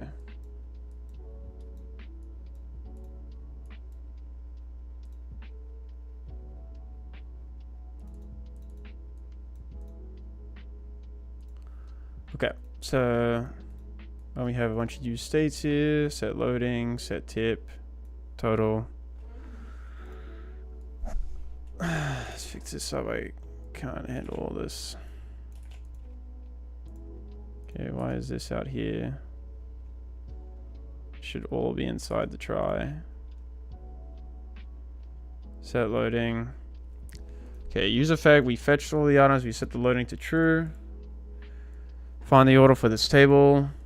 Await API orders. Const all orders is equal to await order res.json. Const all orders.find. If order.table ID is equal to number.table ID and order status is open. If open order, error, no open order found for this table. Okay. Get items for that order, right? So const items res is equal to await fetch. Open order.order ID. Const items data. Set order items data. Total amount. Let computed amount to be 0. For const item and items of data, const the lowercase include soda. One.item.quality. Is soda is 1 or item.quantity. Computed total plus equal item price times quantity. Set total. Fetch order items table ID.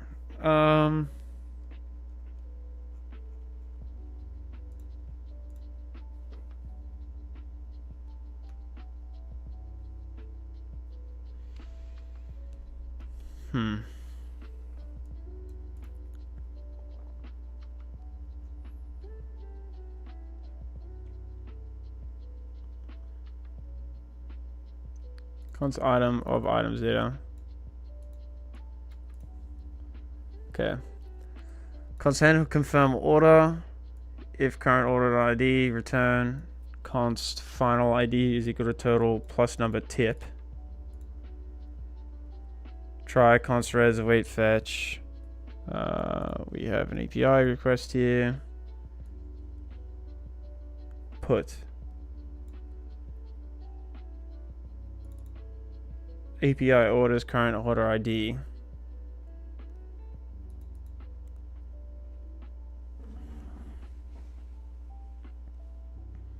Why is he putting it in our orders table? This should go into the payments table. Wouldn't this...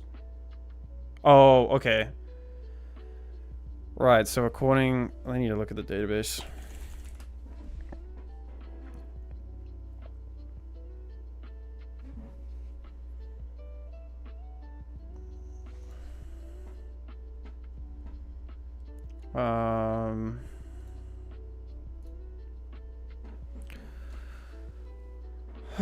API/orders/current order ID method put.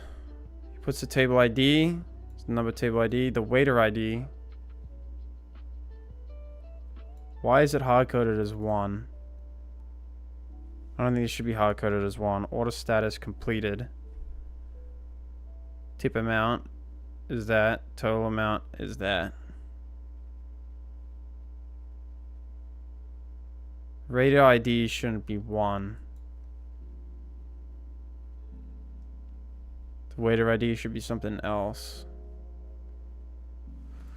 Let's console.log this data here.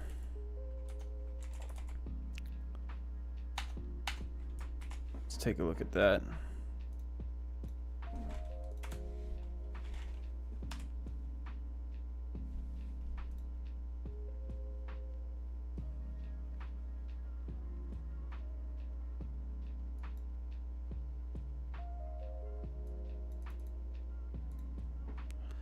The category is a drink. Our ID is 40. We got a subtotal here, so we're pulling out order items here.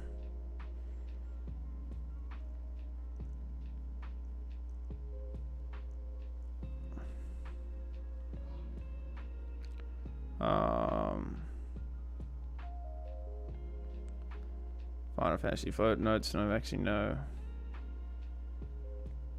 Fuck are the notes coming from, dude?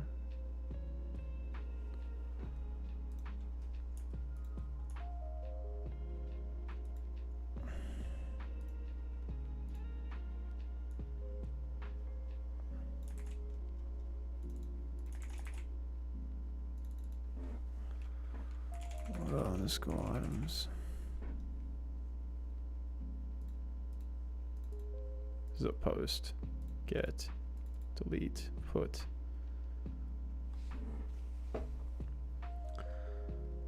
Order items. Request res. Request dot parameters. Cost.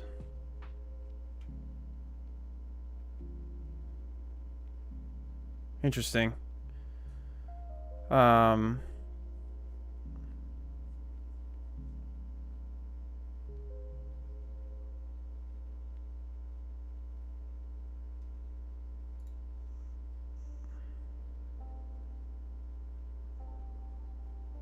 Oh wait, we put the method.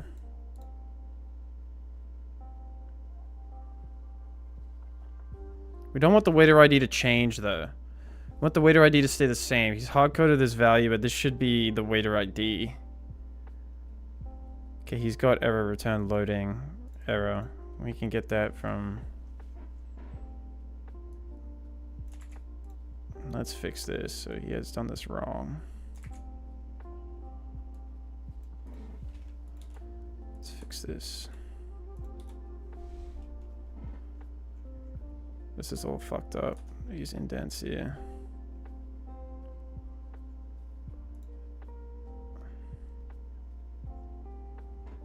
I think he's fucked up these indents, but I'm not really 100% sure. It looks kind of weird to me, but...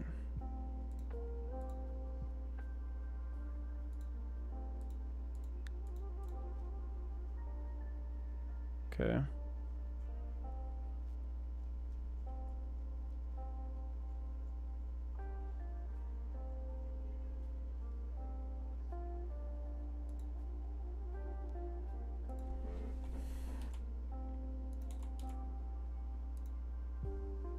Okay, maybe this is normal. But what is going on here? Let's grab these here.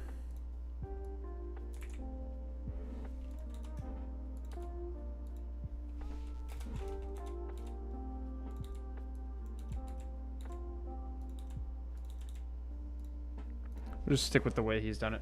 However, if I'm correct, good morning over there? No, man, it's nighttime, dude. It's I'm in the U.S., dude. Central Time. It's 6 p.m. right now. Oh, about to be 6 p.m. It feels like it's like 10 p.m. though.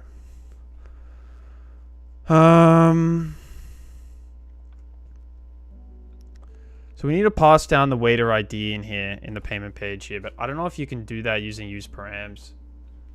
That's something I have to research because I'm not sure.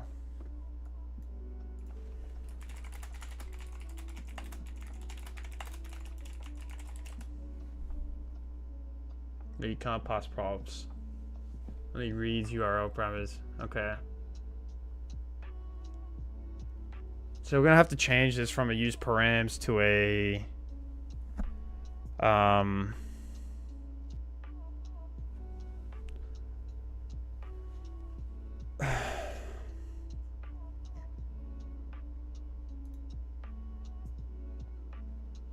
it's on the create order page, right? Manager, we need the create order page. We want to change this to a use per.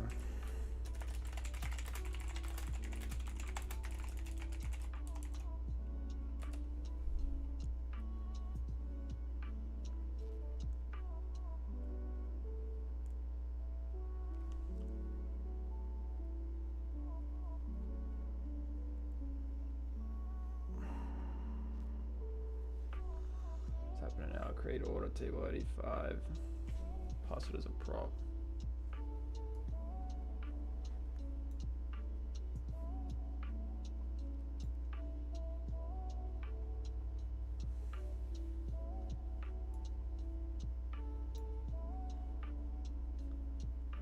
I guess maybe we can just pull the data.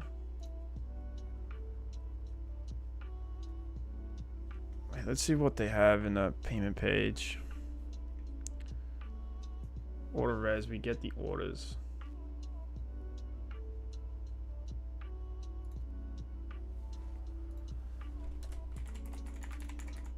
Oh my gosh, dude. Dot log.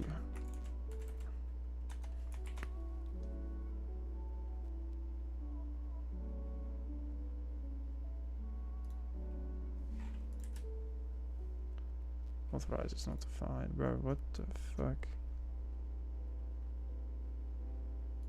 We're not authorized to view this page. Shit, he's not checking any.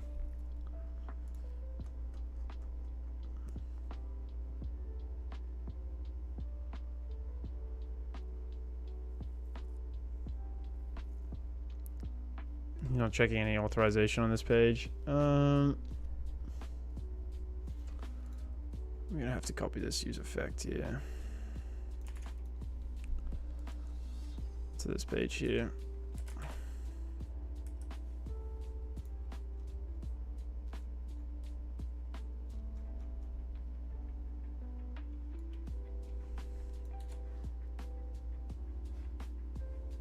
Oh my god, I'm gonna fix this. I'm just gonna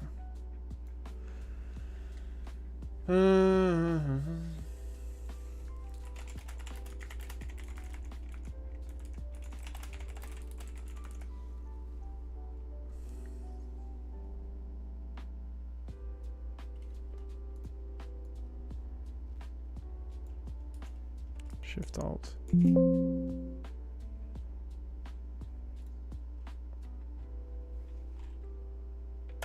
That works. Okay. Cool. Sweet. We fixed that, so we need to. That's not. Set this.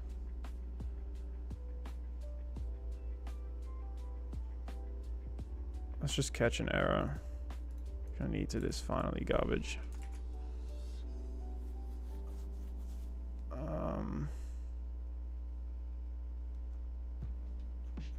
We need.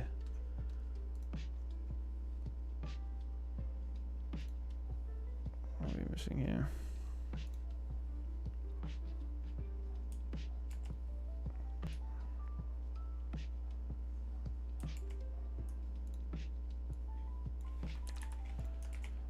Honestly, I'm not sure exactly what the syntax is, but we'll figure that out later.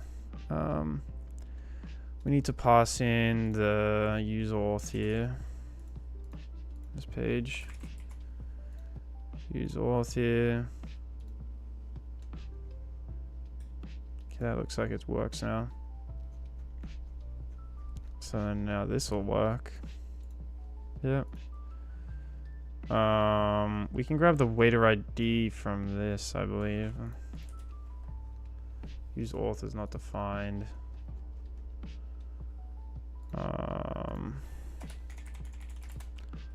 Import use auth, import all these pages. Yep. Let's see, what does this give us? No reference authorized is not defined. Set authorized.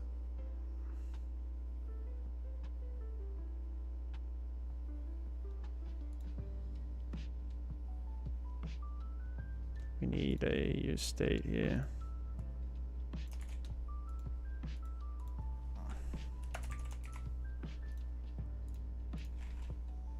There we go. Set hostname is not defined. Let's get rid of that.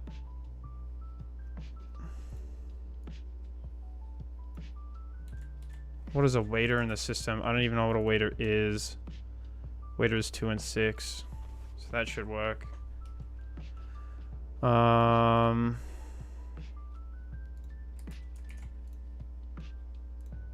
me get rid of these errors. Okay.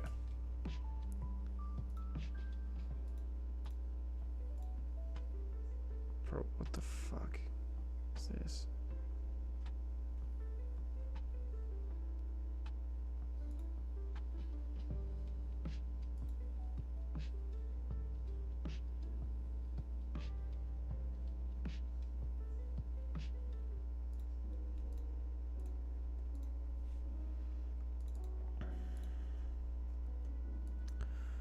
Find the order for this table. Concept and order all orders not find. Let's print this instead. Console.log. Open order. Get rid of that.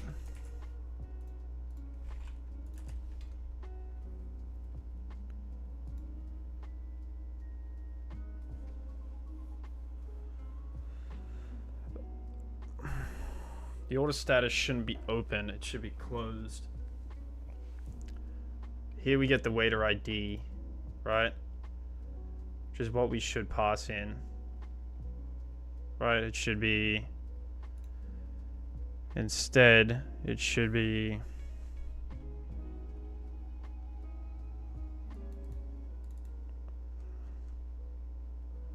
What is this called? Console.log. Set order items, console.log. Should be open order. Dot waiter ID. Number table ID. Where are we getting the table ID from? Number tip. Final total. Hard coded completed. That's fine.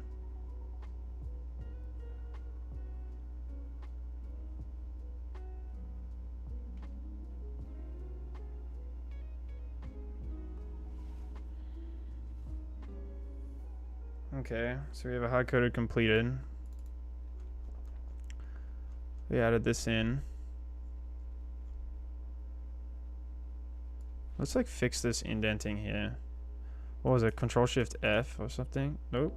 Holy fuck, what the fuck did that do?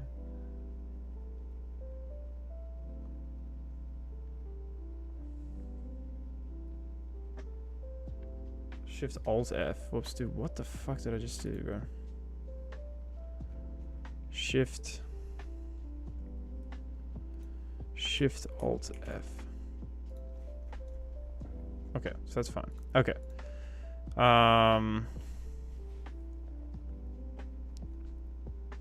That should set it to completed, right? That means on our host side, we should have a little bit more, right? Our host card is a table. We come inside of our host card here. Open text screen.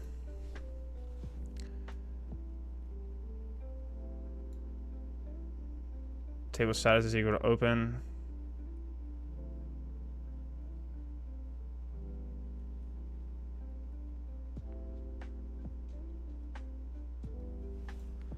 Let's see if this works.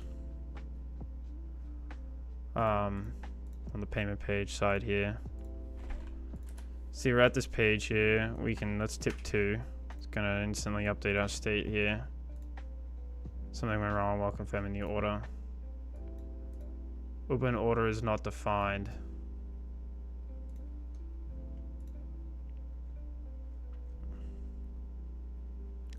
I think it's a scope issue.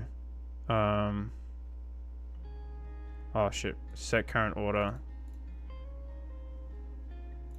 Well, let's set our current waiter. Guess you might as well, right? Const waiter. Const waiter ID. Set. Waiter ID.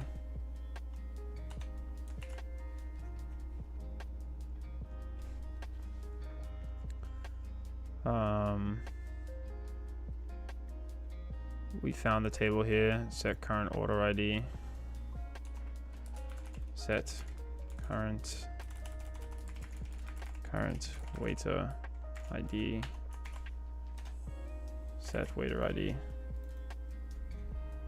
Right, and I believe then this should just be, where the fuck is our API request? This here should just be waiter ID. See if that works now. Add our tip to be 2. Order confirmed. Final total 30.96.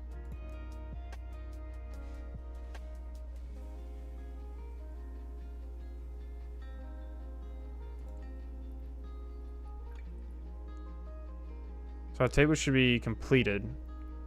Or our order will be completed. Okay. So technically our order will be completed. Alright. But we need to make a post request. Order status is completed, right? We handle the order, right? Where do we view the orders? Manager?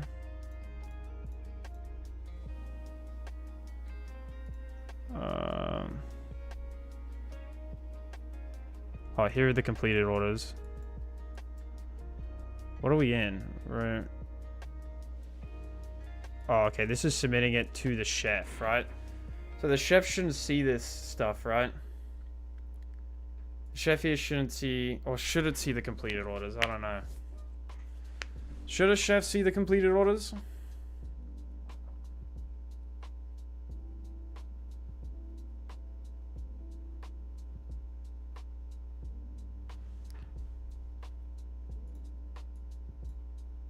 Right, how exactly do we want to go about this, right? I mean, it is completed.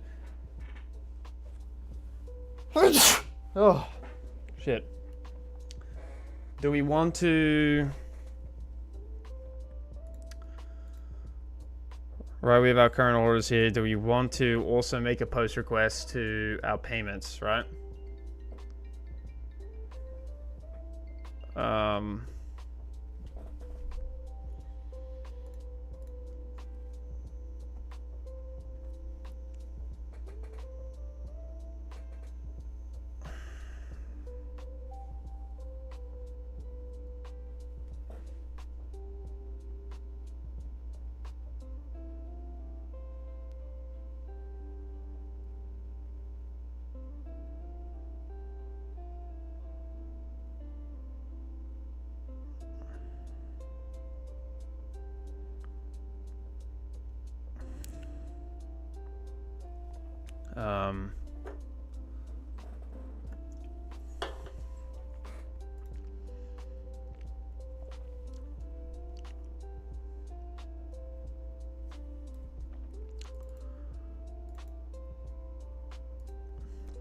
Let's do a post request here. Post request for payments. right? Try.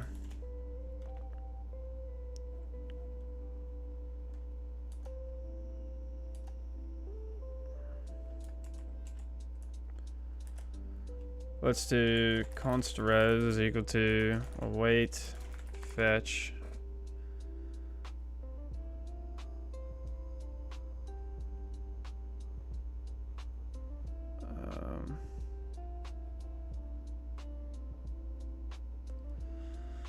await fetch. I think we already have a payment here somewhere. Post payments, API slash payments. This post the payments from payments, order ID, payment amount, total time. We have an API payments, right? So await fetch. Yep, that looks good. Method is post. Table ID. What do our payments look like? Payment ID. Oh, it should be payment ID that's automatically generated. We should have order ID, so we can get rid of this garbage. Order ID, right? Payment underscore method. We'll just do card, right? Then our amount.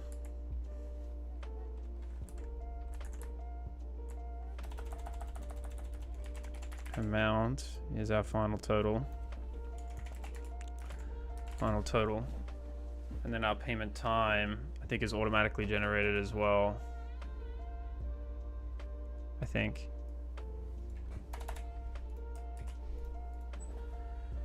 Right, so that should go. If res2 res okay and res2 dot okay. Auto confirmed. Res dot okay. And res2 dot okay. Catch or finally expected, else catch.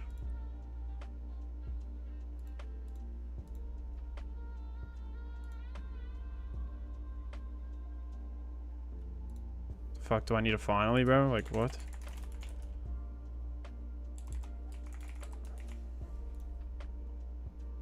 I don't know what I'm missing here, to be honest. I guess I'll figure it out. I don't know if this is allowed what I'm doing, but let's see here, let's see. What's wrong here? I believe this is good. Nice cache scope looks close to main issue you define, but the entire try block inside the first try block and then after you. Oh, whoops. Ah, shit. Okay, so I have to do it like this. Okay.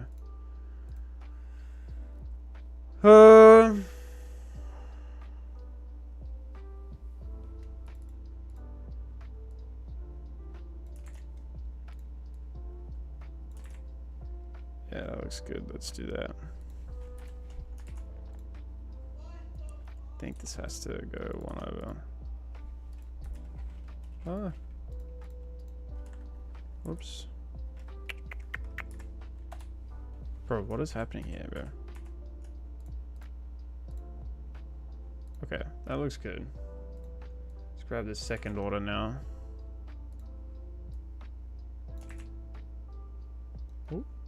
What the fuck just happened there?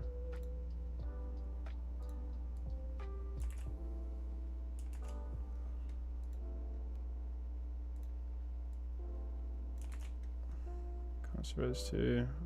Oh, this needs to be over here. Try. We don't want the try. We just want const res 2. Yep, looks good. Move this inside.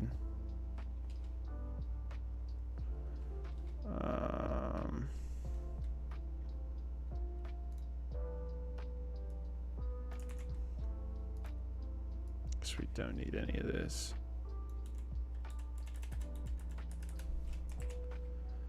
If this, that looks good. Else this. Yep. Yep. Let's get rid of this garbage. Catch. Okay, so we were just having an issue with...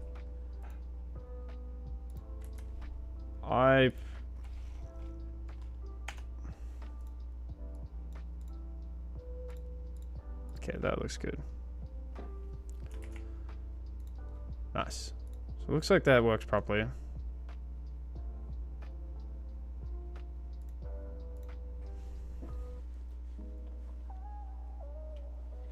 Okay, let's see.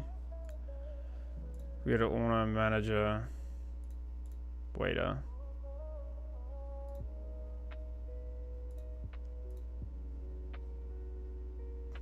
Table 3, let's proceed to payment. Let's set our tip to be 10. We confirm the order. Final total $28.98. Good. That should submit the order. Let's get a get request on our payments. Get payments.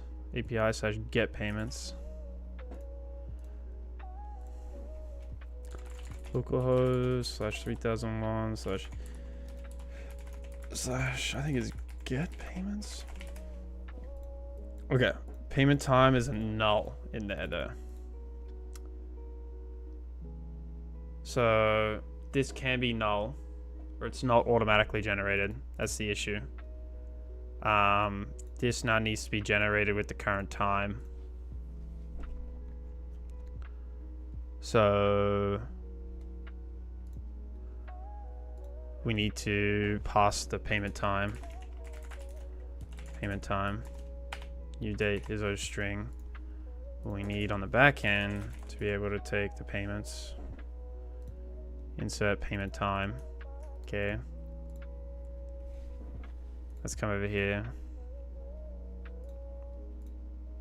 So table 3 clears the orders, right? So table 3 no longer has any orders.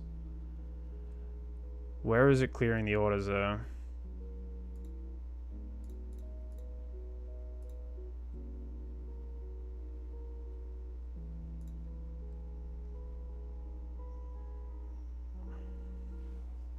Guess we need to add some sort of status for completed. Table 1, table 2, table 2.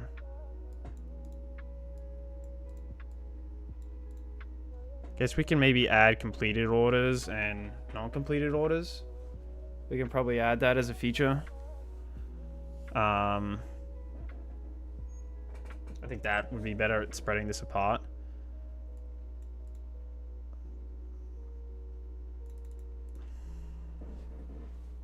I think I'd have to look into it more.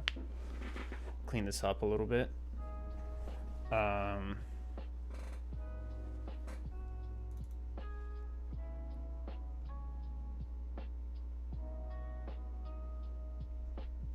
Okay, so if I was a waiter here,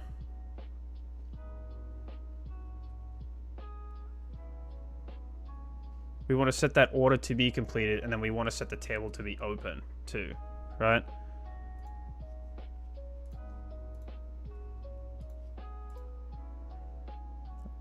So table 7 is occupied. Let's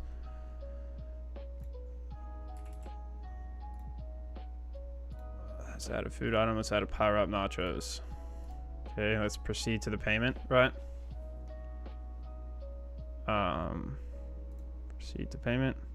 All right, let's tip 50. $61 order. $61.98. So then if we come over to our chef, we should be able to see that. Power up nachos completed. Power up nachos completed, right? So that's good.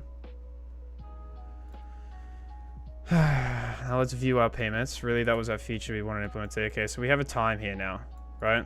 This is what we're looking at here. So let's kind of figure out what this bug is over here on this page. So if we go to the manager page, we should be able to view. Is it, or is it the owner page? Yeah, reports here. Starting from 11th of the 9th to here. This is not viewing anything. So this is the bug that we're getting here. I don't really know why. Get 404 page owner. API order items. So we're failing on some API call here on page owner. Order items is what we're failing on. Missing dev restaurant front end SB payment page or JSX. Missing finally. Oh shit, that was ages ago. Whoops. Okay, so we're good now. Page owner, we're missing on the order items. So it must have changed what our order items is.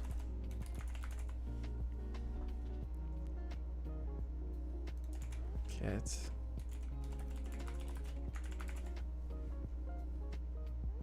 Top put. Put, delete. Get order items is what this should be. That's why we're failing on that. Payment manager. Where's our owner here? It should be get order items. That should fix that. Okay. That did. Okay, but that doesn't work. So fetch menu items, user effect, fetch order items, get order items. Okay, but we want welcome owner dashboard reports. Let's see what our reports gives us. So we get our payments, we get our order items, and we get our menu items. Filter our payments. Join with menu items. Compute total revenue.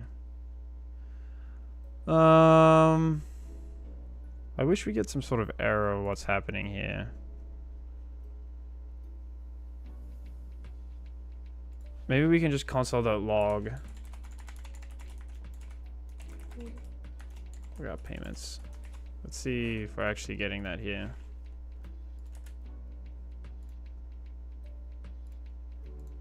This was working when I saw it. Okay, so we are logging the payments properly. So we have 2 payments with a date here. And so that is working. We filter the payments, right? Himself filter const date is equal to new date, p time. Turn date is greater.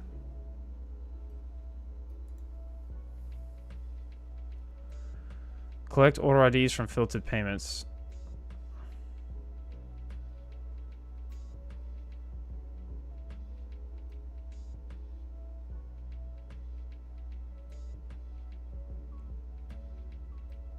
I think there's something wrong here, but I'm honestly not really sure what's happening here.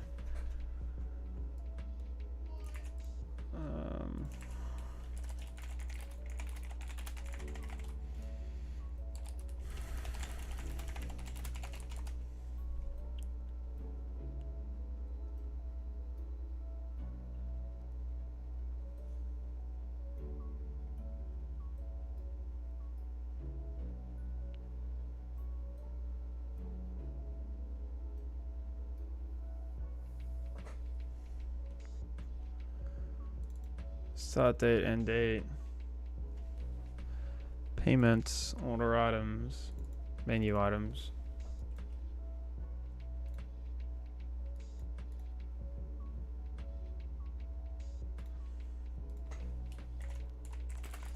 What am I storing over here? If we go to payment page, I'm storing a new date is our string.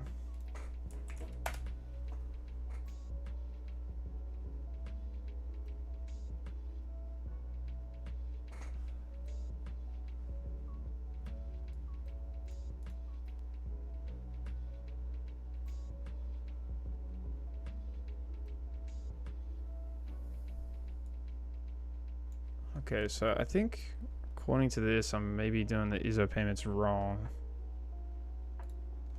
So maybe the filtered payments here.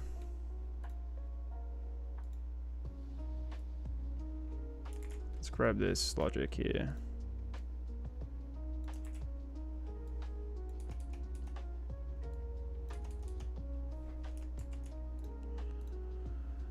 So we filter our payments here, const end.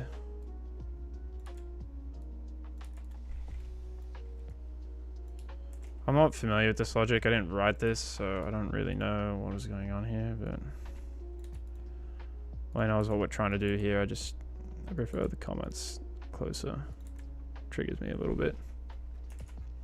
Let's see if that worked. I thought it was maybe a date format issue, but I'm not really 100% sure. Let's go 9 to the 11th. There we go. Okay. So that was the issue. It was the date issue. Good. So we got that working now. So now it submits to the payments, right? We can view our payments by dates. Maybe instead of the filter payments.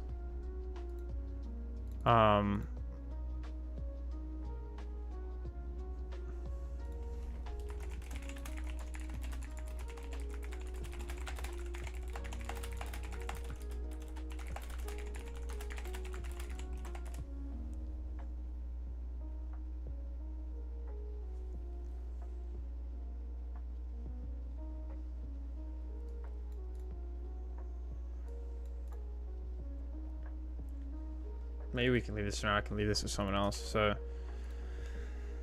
that works. Now I think what we should do is in our payment page, I think we should clear the order here. So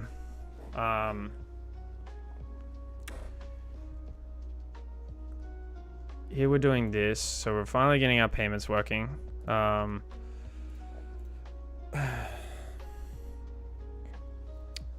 We want to pretty much clear the whole table, right? That's pretty much what we want to do, right? We want to make the statuses open and clear the entire table. And then we probably want to split these. The chef here is called users. I feel like this should be table, not users. Chef label, this should be tables.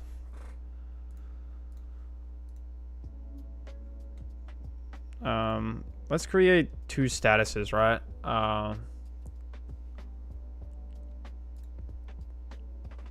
Let's leave a comment here. Make another tab for completed orders, right? I think that's the way to go about it. You know, and then I probably want to leave a note here in payment page. We want to handle clearing the table for future orders. Guess we can have it like maybe handled by waiter page. Okay, let's stick with that. Those are some good features that we just added, so let's stick with that. I only want to do a little bit because I want to do some C++ before I go to bed. Git add some graphics programming. -m fixed reports and finalize and fixed payments API request. Git push main. Okay. Believe that should. Yeah, that should push it. Okay. Cool, dope. It's a little bit of that for tonight. But yeah, appreciate you guys watching. Thank you guys for watching the stream. Got cooked in that Leetcode problem, but did a little bit of project work. I'm gonna do a little bit more work on this tomorrow. Hopefully in the future I plan to do a little bit of C++ game dev. I'm just learning graphics programming, trying to learn OpenGL right now, and I'm taking it super slowly. So that's gonna be the goals of the stream next. Gonna maybe do some game engine stuff. I don't know. I'm just gonna learn a little bit more and get more knowledgeable. But if you guys enjoy the stream, please follow my GitHub. You know, make me look better than I am. Would really appreciate that. Thank you guys for watching, and peace, guys. I will see you guys later. Bye bye.